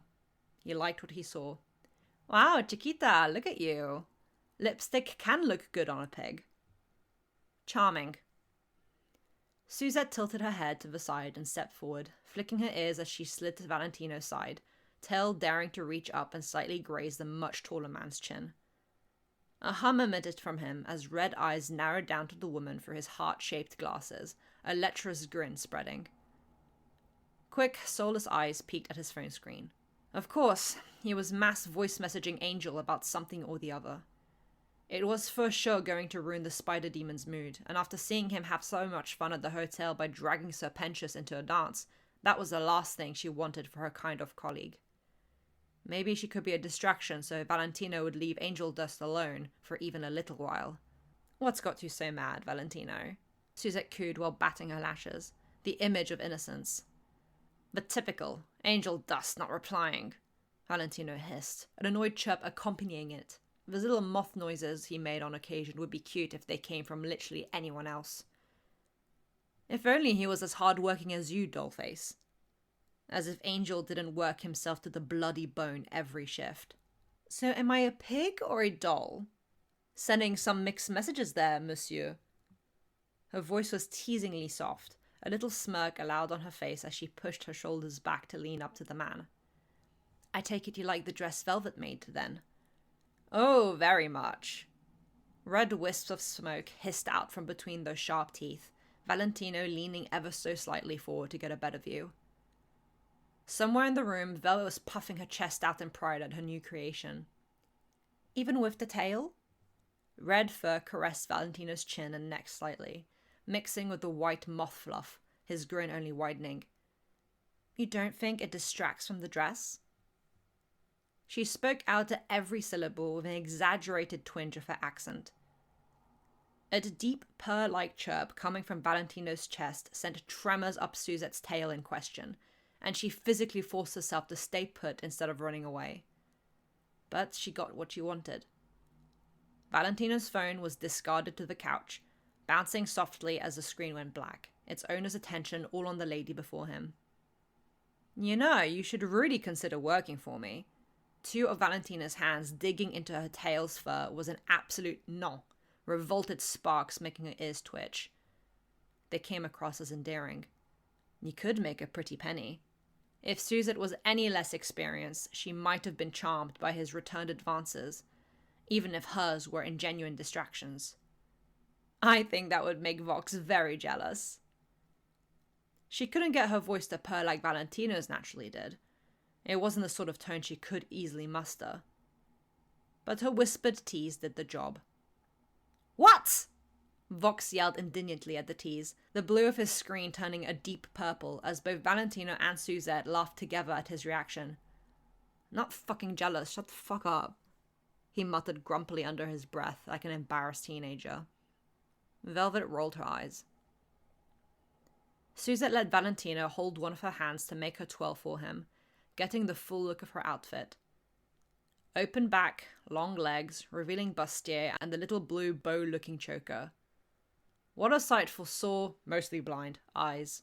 She completely looked the part for what he had in mind, and seemed Vox enjoyed the view as well. If this little sweetness wanted to distract him so badly from his anger towards Angel Dust, then why not let her? It's not he was going to get an answer from the spider demon anyway. He might as well fill his time with untouched territory, since she was so eager to please. Valentino refrained from whispering out attention whore. For now, anyway. He'd promised to play as nice as he could. Say, Suzette. The way her name rolled off his tongue made her stomach flip in disgust. Since Angel isn't here and Velvet's models are all done for the day, you wouldn't mind trying on a few more outfits for some of his future productions, would you? Voice dripping like honey, the sickly sweet pleading made Suzette's heart freeze. Oh yes, great idea! Velvet seconded, catching on to what Valentino wanted. You've got the perfect figure to pull off any outfit. It'll give me a real look as to what I've got to fix. Suzette love, indulge us a bit more, won't you? Vox. Suzette's hand was still enclosed in Valentino's. She couldn't escape. Nervous eyes shot to her boss. Maybe he'd notice her silent plea to be freed. He did. Why not? Vox shrugged. Ice-cold dread settled in Suzette's gut. It would lessen Angel's workload and mean he can focus on filming instead of getting his outfits fixed for hours. The less time Valentino had to fuss with Angel, the better for Vox. And if Suzette would just agree to help out her newly acquired friend, then he could spend more time breaking her down. Already he could see the seams of her stubbornness fray. Constant work with limited free time did its effect on people's mental states. Maybe Vox couldn't use her powers to make her do things, but that didn't mean the V's couldn't lovingly coerce her to do them. Especially for the sake of a dear, dear friend. A few steps forward and Vox stood before Suzette. Valentina holding her wrist in a loose but unrelenting touch, two of his other hands in her tail, Velvet behind her fussing with the back of the corset she hadn't quite tied right, and now with Vox poking at her choker softly with an expectant look, all three excited about their little collaboration going along so well and now in good moods. Suzette couldn't disappoint. She didn't want to disappoint. Sure, she agreed, eyes soulless as a tight smile pulled at her cheeks. Chapter 8. Sweet as pie. Sprinkles made out of rainbows were actually just rainbow sprinkles, as Vaggie had told Charlie, but that didn't mean the demon princess wasn't any less excited to have such a colourful sweet treat. Something Emily was more than happy to indulge in as she showed her around heaven, the streets so much brighter, cleaner and happier than anything Charlie had ever seen. After a lovely round of the zoo where Charlie got to hug a real-life fluffy koala among all sorts of other adorable creatures she could have only ever seen online, Emily took her for a much-needed break at a sweet shop. Citizens of Heaven really don't need to work if they don't want to, but some enjoy the habits of when they were on Earth, Emily explained as she fluttered to the ground, opening the entrance door of a surprisingly quaint little cafe-like establishment, much humbler in appearance than the rest of the dazzling city. Like the owner of the Sweet Pie Squirrel. Mary, hello! Emily excitedly waved at a woman serving another patron what could only be described as the grandfather of all hot chocolates. A monstrous thing topped with whipped cream and more chocolate sprinkles than could ever be needed. Charlie desperately needed it. Emily, hello, sweetheart. The winner named Mary calmly walked over to the girls, quite a bit shorter than the both of them. And who's this? Twinkling, reddish-pink eyes settled on Charlie with a kind gaze. I'm Charlie. I'm, not sure whether it was a good idea to flaunt around the fact she was from hell, she stammered.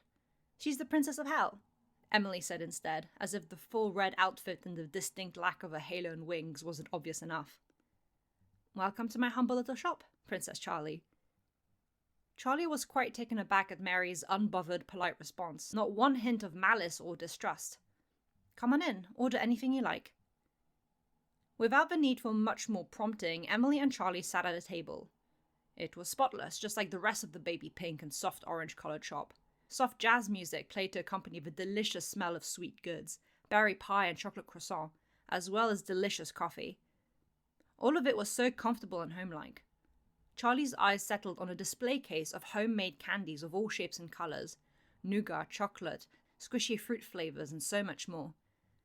They were dainty and made with care, definitely by Mary, who Charlie was watching delicately put a milkshake together for another patron in the corner, red nails being ever so careful like she was crafting a work of art. Something about the woman was strangely familiar. She had grey hair with squirrel ears and a long well-maintained tail that curled around her back.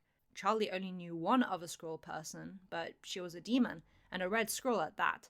Mary's orange-pink feathered wings and glowing halo, her soft features, carefully applied lipstick and cleanly manicured nails really emphasized that she was a citizen of heaven, nothing like the sharp and rough edges of sinners.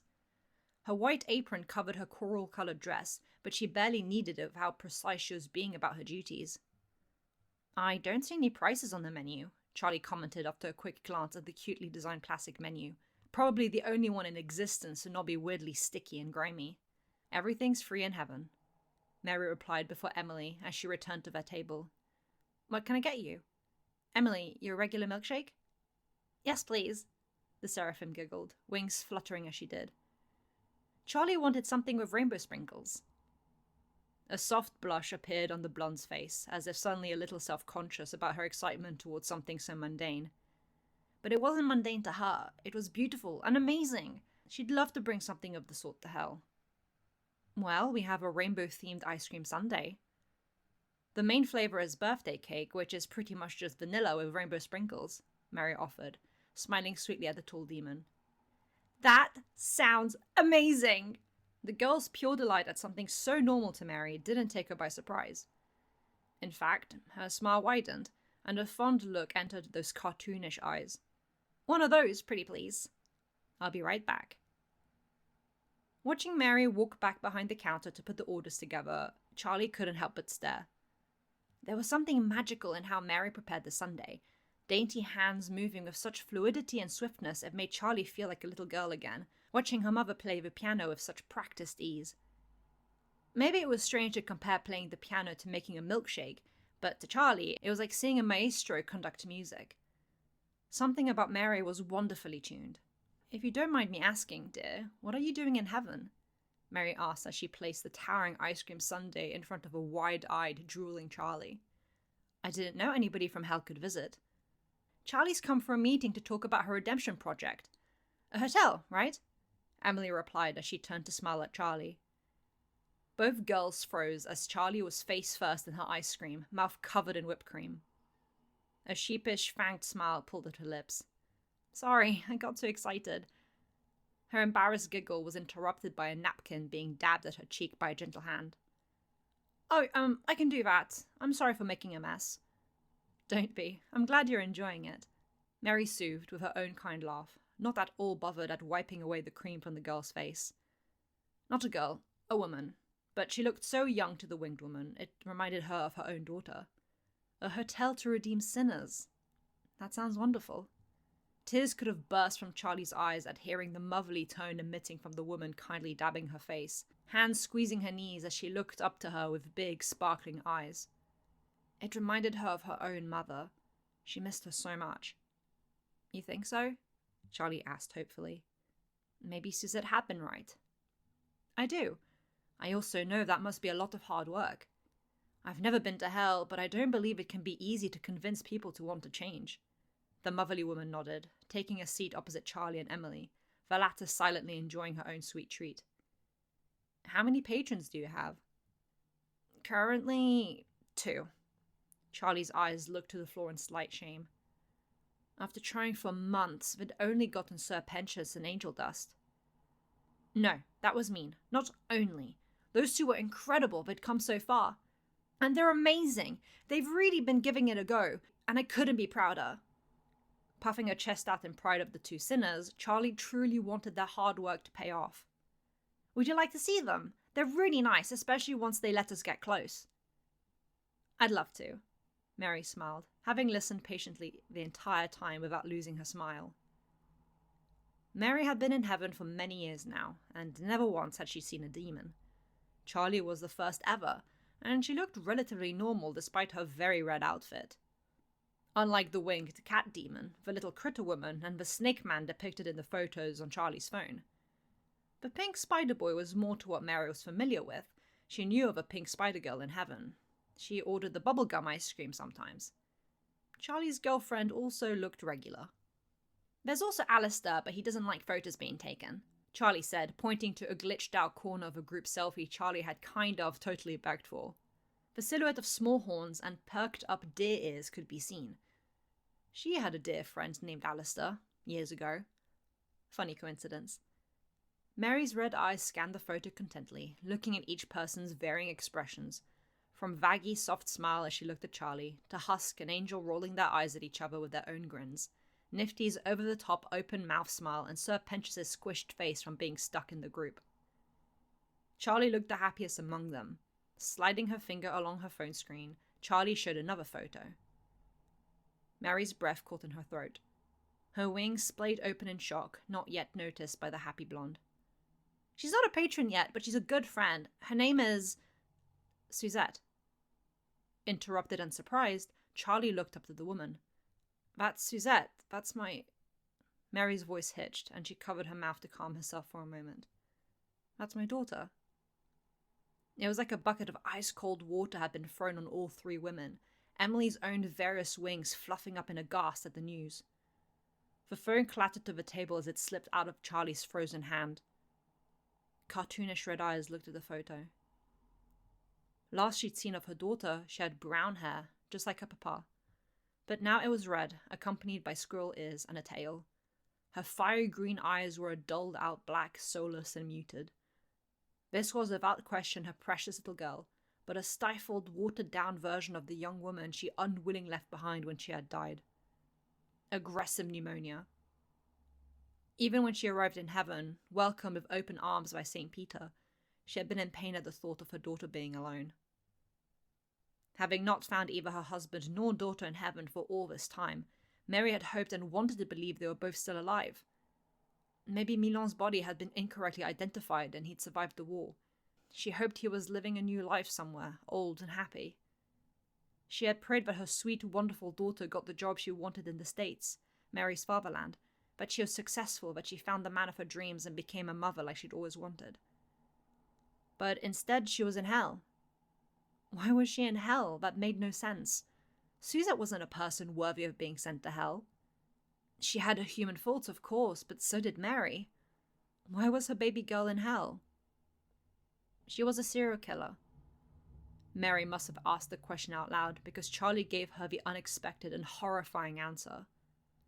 That only opened up more questions that Mary desperately wanted answered.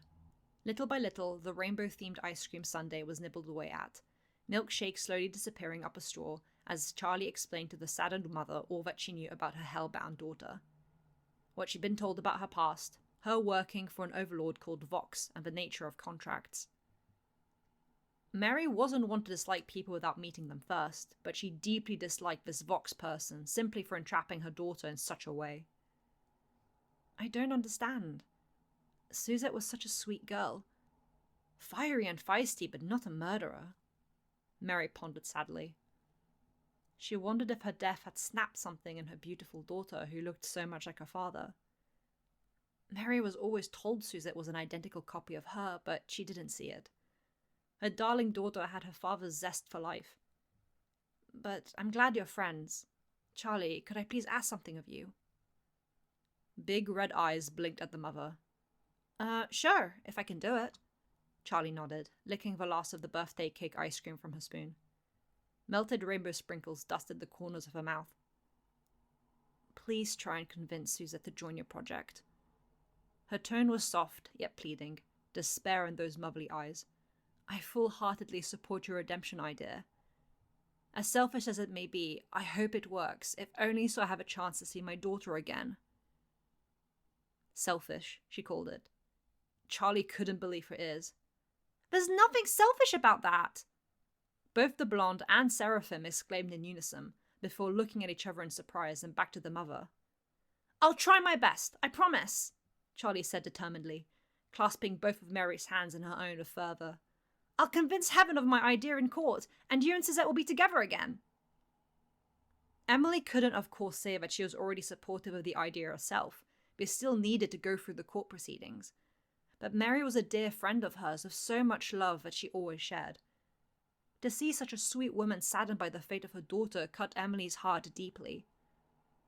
Maybe she could lighten the weight of the pain, even if just a little. With a gentle tap of her finger, blue and white wisps swirled around Charlie's phone. The sound of a vintage camera clicked, and out of the cloud-like matter fluttered a crisp Polaroid in full bright colour. It was the photo of Suzette.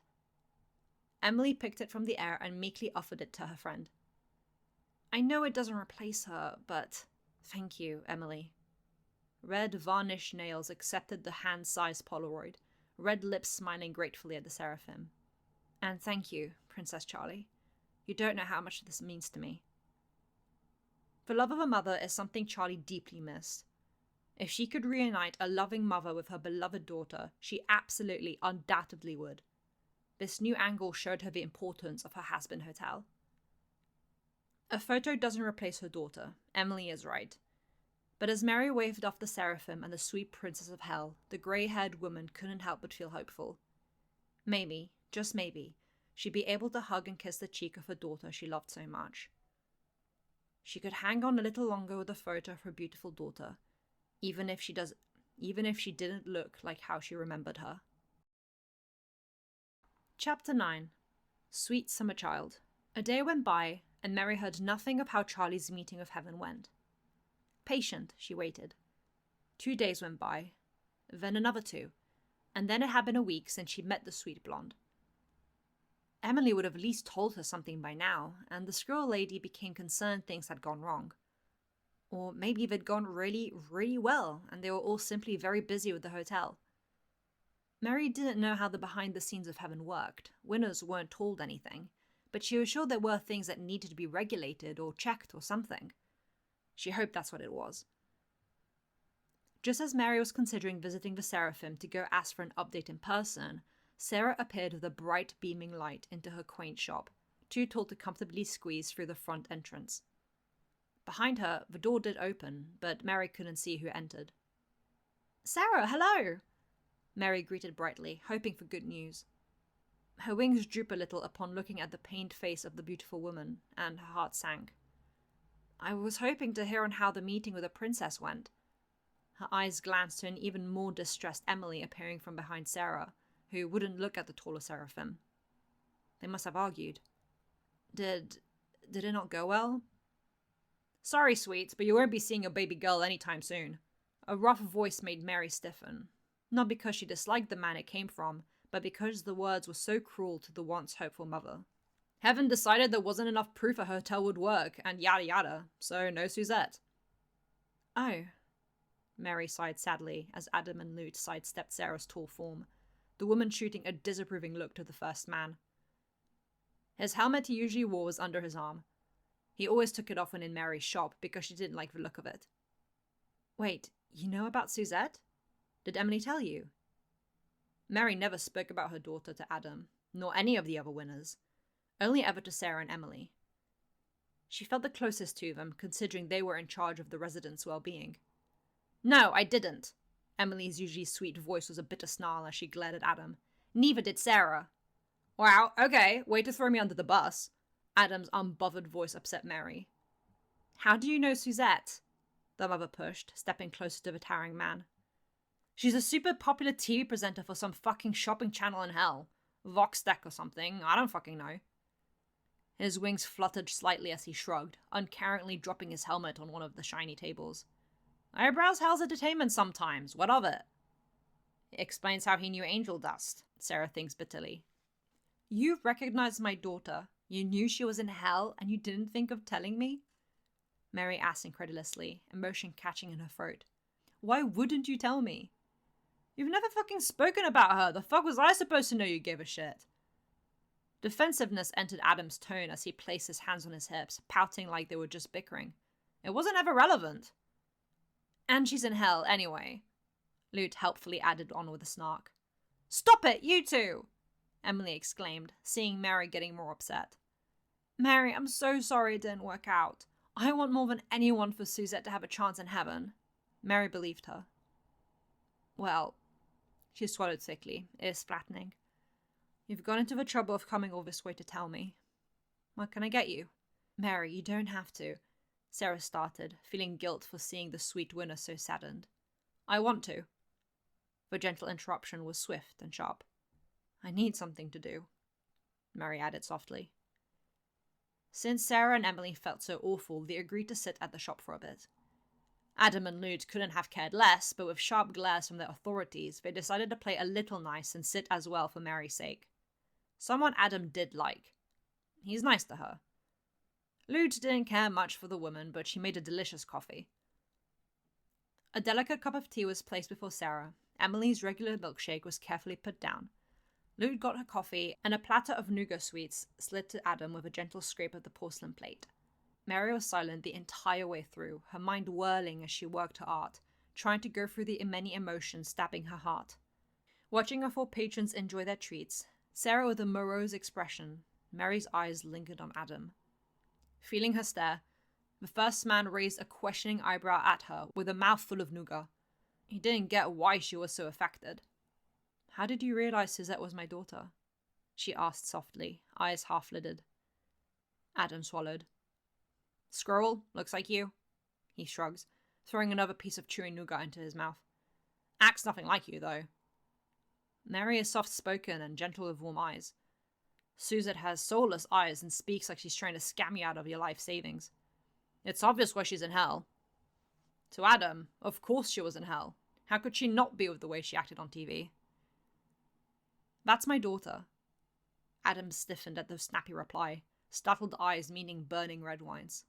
Who I raised, all on my own after my darling husband died, and who I love deeply, more than life itself. Her hands were shaking slightly as she held onto the round tray pressed against her chest. Is that really so hard for you to understand, that a mother might care for her daughter? Adam shot a look to Lute, who rolled her eyes behind her coffee. One mother was currently lounging on a beach while her daughter fought a pointless battle. The fuck you expect from me, Mary? Adam shot back, looking annoyed at the attitude Mary was giving him. I expected the father of mankind to have a little more compassion. The harsh reply was like a stone bashed against his skull. Angered heat flared in his face, but he only looked away and crossed his arms, for once having nothing to say. Even his wings curled to cover him slightly, like he wanted to disappear from Mary's disapproving and hurt look. Your precious little daughter's in hell because she deserves it for what she did and is currently doing, Lute snarled, gaining Mary's attention and freeing Adam from those pained eyes. She doesn't get special treatment, nor is an exception to the rule just because you're her mother.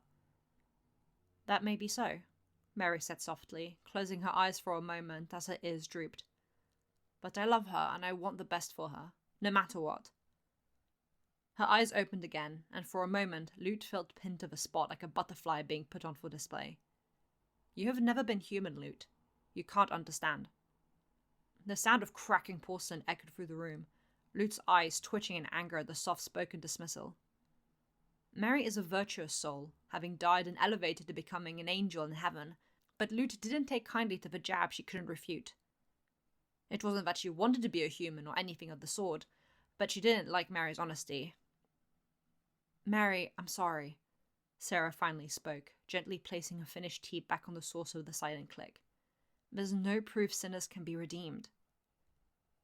The words were said with a finality, with no room to argue. It hurt that her friends had no empathy to offer her. Only Emily seemed distressed by Mary's situation, but she knew the younger Seraphim couldn't do anything to help. The squirrel angel didn't hold it against her. Mary said nothing more, and returned to behind the counter, not able to look at them anymore. She hears Sarah leave, a bright light flashing through the shop, and hears Emily mutter a sad, "Thank you, I'm sorry," before she leaves too, the door opening and closing. Mumbles between Lute and Adam were undecipherable to Mary, but she wasn't listening anyway. focusing on cleaning the dirty dishes by hand. It helped to do hard work when all she felt was hurt turmoil. The sound of the shop bell jingled, then silence. Careful footsteps and a flutter of wings approached Mary. She didn't look up. "Look, Mary, if I'd known you cared this much, I would have told you." An ear twitched towards Adam's voice. He didn't sound apologetic. A bit embarrassed at absolute best. "I didn't fucking know. Would you have told me?" Her grey tail dropped to wrap around her legs, wings shaking a little. It felt strange wincing at somebody else's sadness. Adam wasn't used to it. "If you knew me at all, you would have known I care. You don't need to pretend you give a damn and lie to me." Adam bit his tongue. He considered telling her that he made it a point to leave Suzette's workplace alone during the exterminations. That's why they never broke into people's houses and only ever killed stragglers on the streets who hadn't hidden into safety fast enough. That he kept an eye on his friend's daughter not just because she was eye candy, but because he knew that a woman like her would worry for her daughter's well-being. Should he admit that the main reason he hadn't said anything is because he didn't want to hurt her by breaking the news that her baby girl was in that bummer of a place? That'd be out of character. And he couldn't leak that sort of information like he'd accidentally done during the meeting. Sarah had been mad at him enough for that, and Emily wasn't looking at him anymore. He stammered, looking at the winged woman who he was sure was holding back tears. Just go." Mary whispered out a tearless sob. She couldn't bear listening to Adam try and justify himself. She'd grant him this mercy and give him a chance to leave. He took it. The bell jingle echoed in the empty shop. Chapter 10. Sweet Nothings. Jazz music and Mimsy's fun voice filled the room with a lively, fun ambience. Dancers and watchers alike tapping their feet to the beat. It was unbearably warm in the small space with too many people, but it didn't matter to Mary and Alistair as they danced, comfortable with one another and enjoying their dear friend singing. Alistair is smiling, like always, but there's a sweaty blush to his cheeks and his glasses are a little fogged up. He looks like he's having fun instead of participating in polite small talk. Much a similar mess, Mary's hair is sticking in every direction as well as to her sweaty face, but as Alistair twirls her around him and catches her by the upper back, it doesn't matter. The song ends and the two friends are left panting as they bow to each other in an unnecessarily grandiose manner, before bursting into giggles. Air returns to the room as some people leave for a smoke and the dance floor becomes more vacant. "Wonderful performance as always, Mimsy," Alistair praises with a much-needed whiskey in his hand. "Thank you, Dollface, I know." The short woman flipped her hair in earned arrogance. "You two are really tearing up the dance floor. Nobody even came close to your enthusiasm." "We know how to have fun," Mary giggled, trying to sort out her hair best she could without a mirror. "Even as kids, we always had the best time out of everyone, didn't we, Alistair?" "Undoubtedly," the man grinned as he handed Mimsy a drink he ordered for her. They'd always been able to talk together for hours about everything and nothing at all, be it in the various bars Mimsy performed at, or Mary's family bakery, or Alistair's studio during his breaks. All three knew they could voice any opinion, discuss any subject, and vent any feelings without the fear of judgment from the other. Alistair admitting he still hadn't found the right lady yet, and not knowing if he would, Mimsy venting her money and debt problems, Mary retelling the events of a complicated customer that Alistair offered to shake up a bit. Mary always just laughed. But Alistair wasn't in heaven. Neither was Mimsy. Maybe there was a chance they were still happy, possibly living together as old celibates, but Mary knew that was highly unlikely. She had thought the same about Suzette, and look where she ended up being. In hell. What was stopping Alistair and Mimsy from having met the same fate? Mary didn't understand how she'd gotten into heaven with all her self-perceived flaws and shortcomings, and she didn't understand how her darling friends she thought so tenderly of ended up in hell. And her husband. If he really had died in the war, was he in hell too? She missed him terribly.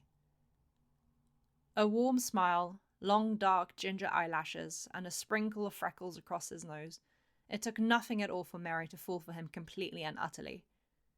She was sure she'd given her two celibate friends whiplash from how quickly she and Milan fell in love, the trio suddenly turning to a duo once they left for France.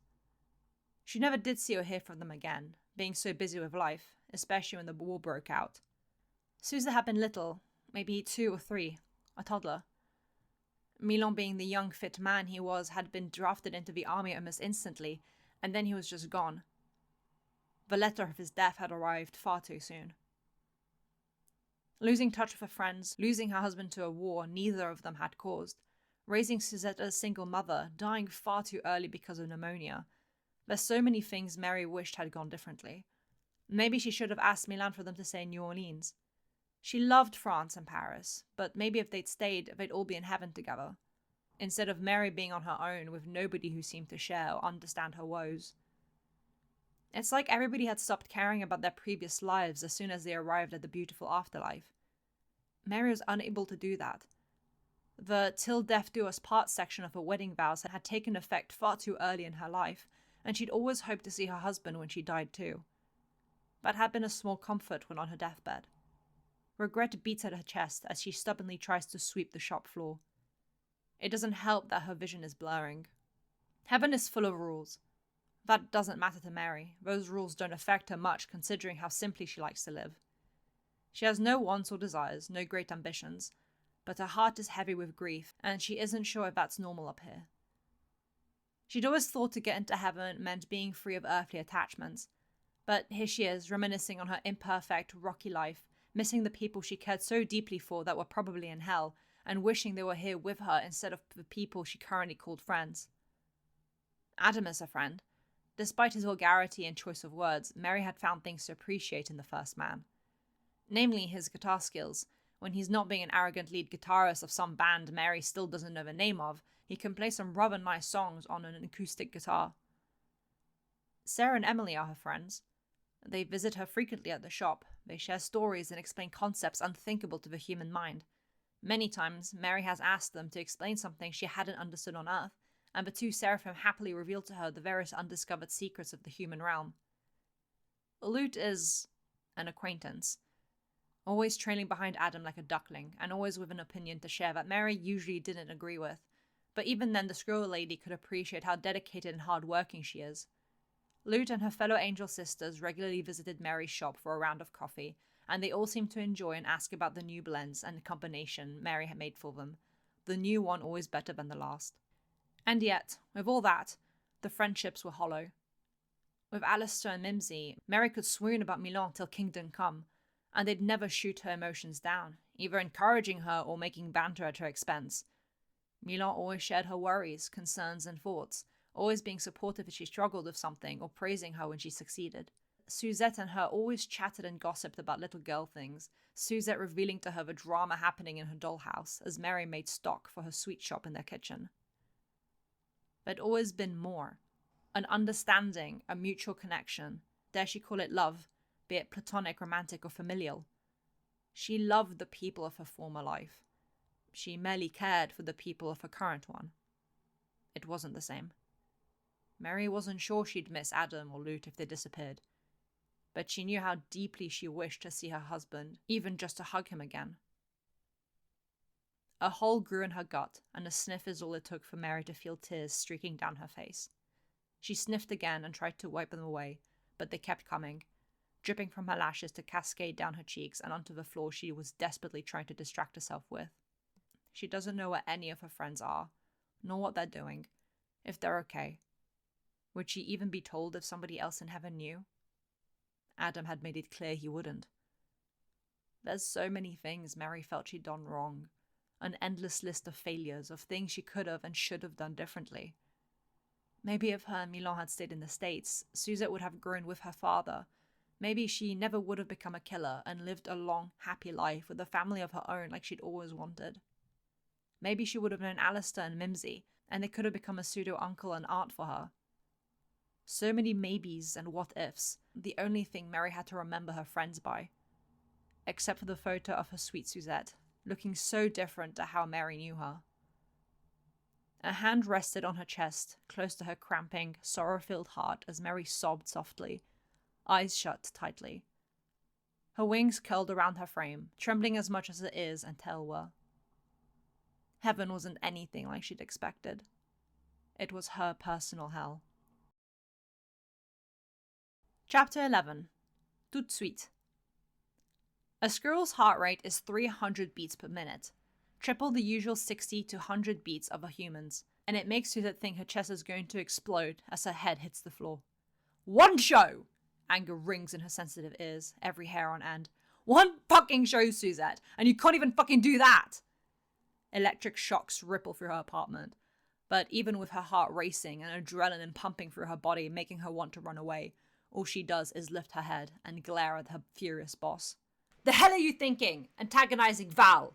Attention whore, he called her, right before the show. Pardon? Suzette hissed, ears twitching in anger at the insult.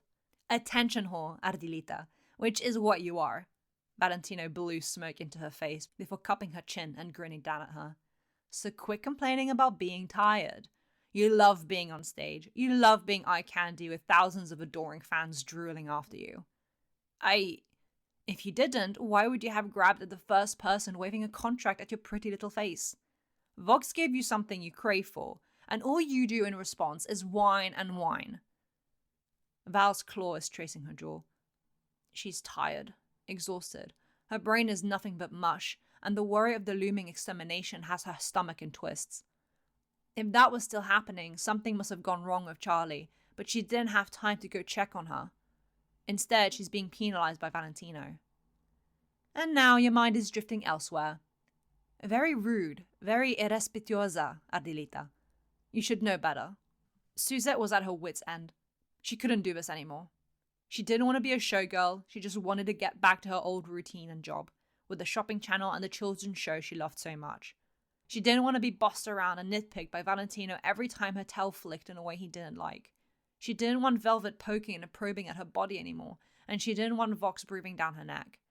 He might as well bite it at this point. It was just one show. One stupid song and dance, live on stage, and she would have been done. Ashamed and humiliated, but done. And then she could have gone back to her hellish norm. But Valentino had gotten too comfortable in the last few weeks. Suzette had been so docile, too isolated and tired to argue with anything the V's ordered her to do. It was like all three of them held her under contract of how she acted. So when he grabbed her face and flirtatiously muttered "putita" into her ear, his hot breath tingling her sensitive fur and shooting a disgusted spark down her spine, something snapped in Suzette. I don't care if he called you the biggest slut in all of hell, you majorly fucked up on stage, Vox yelled, standing over Suzette, who was still on the floor of her apartment, glaring down at her with his neon lights. They were blinding in the dark of the room. She'd gone up on stage. She had started to perform in front of live cameras, like they'd rehearsed 1,000,000 times too much. But she changed the lyrics of the song. What was once a song about craving the attention of parasocial fans with barely hidden implications became a passive-aggressive song directly targeted at Valentino, despite never once saying his name. But he knew. So did Vox and Velvet.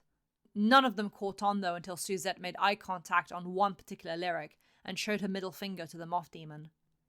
Always a hair's breadth from flying off the handle, Vox didn't have time to stop Valentino as the man barged onto the stage and went to grab Suzette to do goodness knows what to her in front of live cameras. Despite being in the safety of the hotel, Angel Dust had let out a yelp and flinched at seeing the furious Valentino on screen, expecting the worst for his colleague. Instead of Suzette crying out in pain, however, Valentino's shout shook the live broadcast. A white flash of electricity fried the cameras for a moment before focusing back to show Valentino doubled over in pain, holding his burnt hand.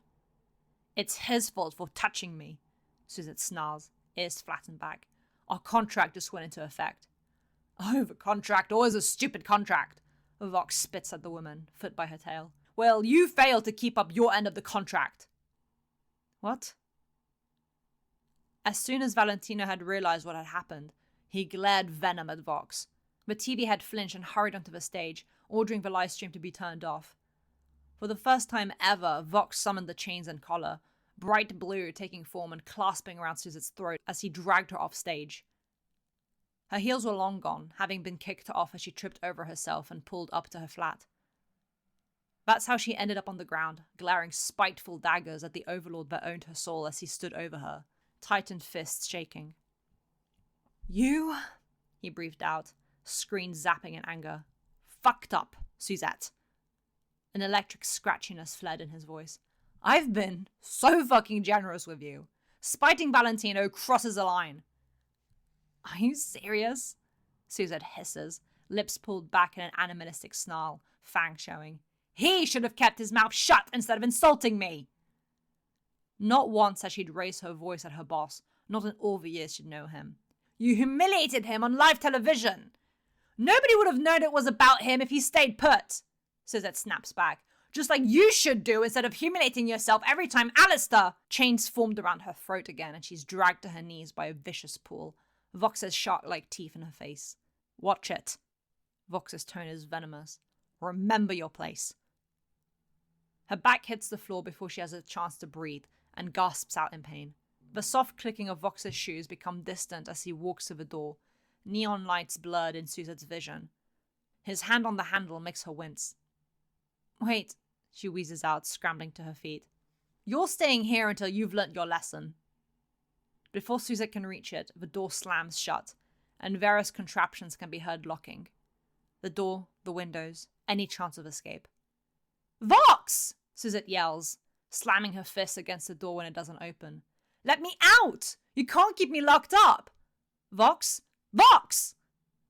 Silence. He's gone. She's alone. For who knows how long. A shaky exhale leaves her as she rests her forehead against the door. She should have just played along. Something Vox mutters to himself as well once he sees Valentino pacing back and forth in their shared common space, absolutely furious with a now bandaged hand. Velvet seems pretty unbothered. Happy, even. Why are you smiling? Valentino snarls at the woman, insulted, humiliated, disgusted, every emotion all at once. Because, Velvet drawls, waving her phone a bit, the show's a huge success. The ratings were sky high, Suzette is trending, I've made so many orders for replicas of her outfit, and... She clicks on one profile, showing it to belong to Asmodeus. The Sin of Lust even approved. Thoroughly enjoyed Suzette's performance, especially the last part. Valentina snarls and tries to make a grab for his colleague's phone, but the faster woman keeps it out of his probably gross sticky grip. She decided not to mention the gaggles of internet memes and reactions being made at Valentina's expense. Vox sighs, dragging a hand over his screen. Tap, tap, tap goes Adam in heaven, fingers thrumming his desk as he runs a hand through his messy hair. Seems Mary's little lamb got mad and stopped behaving. That wouldn't be good for her. He was sure she was getting punished. Unless she got killed by an angelic weapon, she wouldn't permanently be hurt and would be back to her good old self, but the flack of loyalty towards his friend made Adam wonder if he should do something about this. No, he decided. It wasn't his business. Friend or not, Mary's kid had gotten herself into this mess. His only focus right now should be laying waste to that Hazbin hotel. Where Angel was currently pacing, similarly to his boss, but panicked and freaking out. His breath was coming in short, and no matter what Charlie said, he wouldn't calm down. You don't understand, Charlie, he exclaimed, dragging his nails across his scalp. She made Valentino furious. She may not work for him, but Vox isn't any better. Okay, well, what can we do about it? Charlie asked hurriedly, also feeling panicked. She's seen how Valentino treated Angel, and now that he was freaking out, she was starting to feel stressed too. Nothing at all. Radio static sliced through the air. Everybody froze and stared at the deer demon. What do you mean, nothing? Vaggie asked, scowling, her wings raised in annoyance. We can't just sit by and— You can and you will, Alistair interrupted, twirling his cane before abruptly pointing it at the angel's face. Not only do we have more pressing matters of Adam arriving in less than a week, but there's also nothing you can do. As much as he was putting on pretenses, the twitching of his eyes showed he was annoyed. Vox and Suzette have a contract. She failed to keep up her half when she messed up the show. Husker's ears lowered, something that did not go unnoticed by Sir Pentious and Cherry Bomb. You know her contract? Charlie asked, looking hopeful. Are there any loopholes we could— Charlie, as much as I appreciate you wanting to help Suzette, that is not your call to make. Alistair shut her down instantly, cane clacking against the ground as he held the top with both hands. We already offered her our help, and she made it very clear, twice, that she wouldn't accept it. But— No, Charlie, he's right, Angel muttered, placing a hand on her shoulder. We would only make things worse. Right. like the time Charlie had tried to speak to Valentina about giving Angel more free time. Charlie's expression turned sad, but as she deeply inhaled, fire returned to her eyes. "It'll be fine," she exclaimed, grinning up at Angel. "She'll be fine. We'll fight and win against Adam and his army. When that's over, we can focus on the people who'll accept our help, including Suzette. Show her that even if she doesn't want redemption, we'll always be here for her at any time." Alice's head tilted to the side upon hearing those words, Nifty scuttling around his feet excitedly. His eyes trailed over each person in the room. Ears twitched as he heard Rosie's cannibals outside still training. The demon wondered if his fellow overlord knew about what happened with Suzette. If she did, she was probably worried, but of the same opinion as him. A quiet, guttural grumble emits from his throat. He should have been the one to have Suzette under contract, not Vox. Chapter 12. The Sweet Hereafter. Maybe he was getting a conscience, or maybe Mary had just guilt-tripped him into feeling bad. Whatever the reason, Adam had brought Mary to the huge orb in the middle of the courtroom to show her what had happened to Suzette after her last show. "She must have gone against a contract or something," Adam shrugged, arms crossed as Mary watched the scene play out. The moth demon getting electrocuted, Suzette being dragged off stage with a chain and collar like an animal by who she assumed was Vox. How dare he treat her daughter that way? "Just thought you'd want to know," he added with a mutter. Beside him, Lute rolled her eyes, not in the least bit caring about the sinner's well-being, considering that they'd be slaughtering a bunch of more of them tomorrow. Not that Mary knew that. "Well, is she going to be alright?" Mary asks worriedly, looking at Sarah and Emily. "Who knows?" Adam shrugs again. "He can't do anything that'll make her permanently disappear. Sinners always reappear even if they've been killed." Mary shot him a horrified look. "Mary, come on, I brought you here and showed you how she's doing even after you said I wouldn't. But we can't do anything about a contract she got herself into. It's her own fault." Red eyes landed on the first man and stared for a long beat. "You've truly forgotten what it's like to be human, haven't you?" The softly spoken phrase made Adam's feathers brisk, a hot, humiliated flare creeping up his neck. Maybe it is her own fault. But sometimes... Mary turns back to the orb and brushes her hand across it. The scenery changes from the last frames of a live broadcast to Suzette's current state. Life throws curveballs at you that you can't react to properly in the moment. Heaven knows she's gone through a few of those moments. Or at least, it should know. She couldn't be sure if Sarah, Emily, or any of the other authorities in charge actually did know.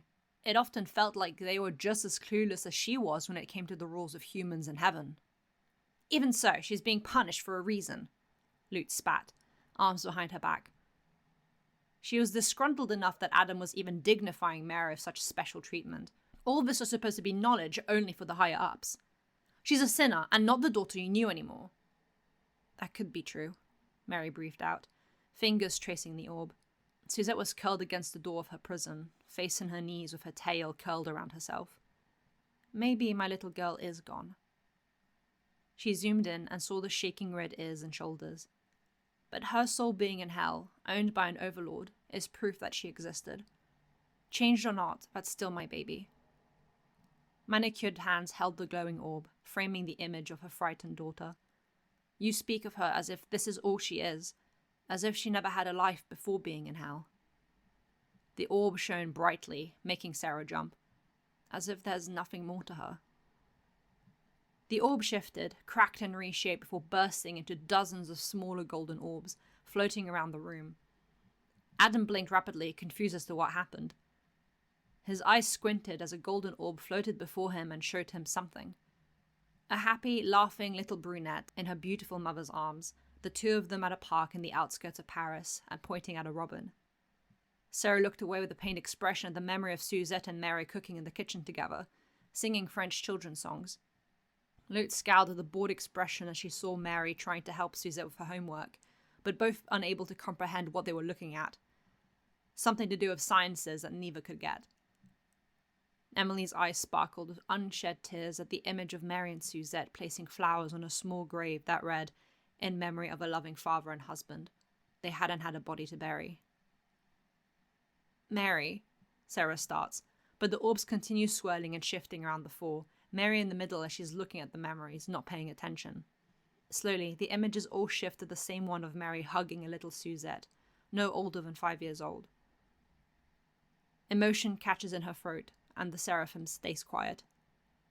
Enough! Adam waves his hand, shooing the orbs away to merge back into the original huge orb, but the image of Mary and Suzette didn't go away. This changes nothing, he said sternly, for once sounding like he was taking this seriously. An ear twitch is all he got in response from the woman. I believe you were the best mum ever, but the minute you died, your daughter became a serial killer. His voice was raspier than usual. He cleared his throat. Maybe it came from your husband or somebody else, but it was always in her to start doing that. Mary's eyes burned at the cruel words. She just shook her head, stubborn, unwilling to agree, even though she had no explanation to why her daughter would change so suddenly. Adam grits his teeth and looks to Lute for support. Goodness knows Sarah and Emily weren't going to say anything. Sarah was practically hiding her face against the wall, and Emily was on Mary's side. Lute makes a motion with her hands, nodding, encouraging her boss to push his point further. A sinner is a sinner. End of. They had their chance. You're a good girl, Mary, but you're too sentimental. Adam steps towards Mary, confident in his words now that Lute backed him up. Your little girl doesn't exist anymore. She's gone. The sooner you accept that, the happier you'll be. He towers over Mary, whose ears are flat against her skull. At the last phrase, she lifted her head to look at him. Tear-filled eyes looked like a watercolor painting, the vivid red hue watered down to soft pinks. I'd be happier in hell with her, she mutters out, voice trembling. Adam's throat tightened and he swallowed. His jaw trembled and his ears burned. He didn't understand what this reaction was. Golden eyes stared at pinkish ones. At the first hint that his eyes were stinging, he blinked quickly and scowled at Mary. Then maybe that's where you belong, he hisses and turns heel back to Lute. Let's go. Sarah winces at Adam's typical brutal words, while Emily hurries to Mary and hugs her tightly, eyes watering almost as much as the mother's. Mary hugs her back, accepting what little comfort was being given to her in the moment. Mary, I'm so sorry, Sarah tries, but she can't look at the mother, nor the orb still showing the memory. If there was anything we could do, I know you have a job to do. Mary interrupts with a soft, hushed tone, and slowly pulls away from Emily. She wipes both of their tears away, Emily leaning her cheek into Mary's palm with big, apologetic eyes. I had a job as a mother, and I failed. A sniffle, and Mary's back to normal, as if she'd never been teary-eyed. Maybe I really don't belong here. Stunned at her words, Sarah and Emily say nothing as Mary silently dismisses herself and leaves back to her shop. Unbeknownst to her, that would be the last conversation she and Adam would have. That's the end of Season 1 of Bittersweet. This story is on hiatus until Season 2 of Hazbin Hotel has been officially released, and then the story will continue. Thank you everybody for listening. I hope you've enjoyed the story so far, as well as the animatics and the actual fanfiction on Archive of Our Own. I probably won't be posting any more Bittersweet content or Suzette content until I start working on my Season 2 of Bittersweet. Thanks for watching. More delicately.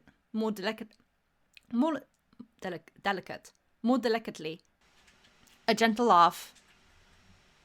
Are you losing or something? Huh? Are you losing or something? Because you're being really aggressive. It's like it keeps getting louder and louder. I apologize. A gentle laugh and a pink dress. Did you just get your ass kicked? Oh, what? Okay. At what cost? Mental health. Knocking delicately. Knocking delicately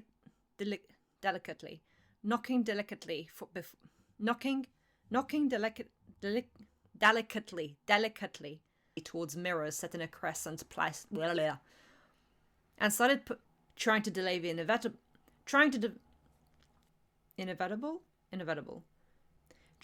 the inevitable, and inevitable. Trying to delay the inevitable. Inevitable. Inevitable. Trying to delay the inevitable. Trying to delay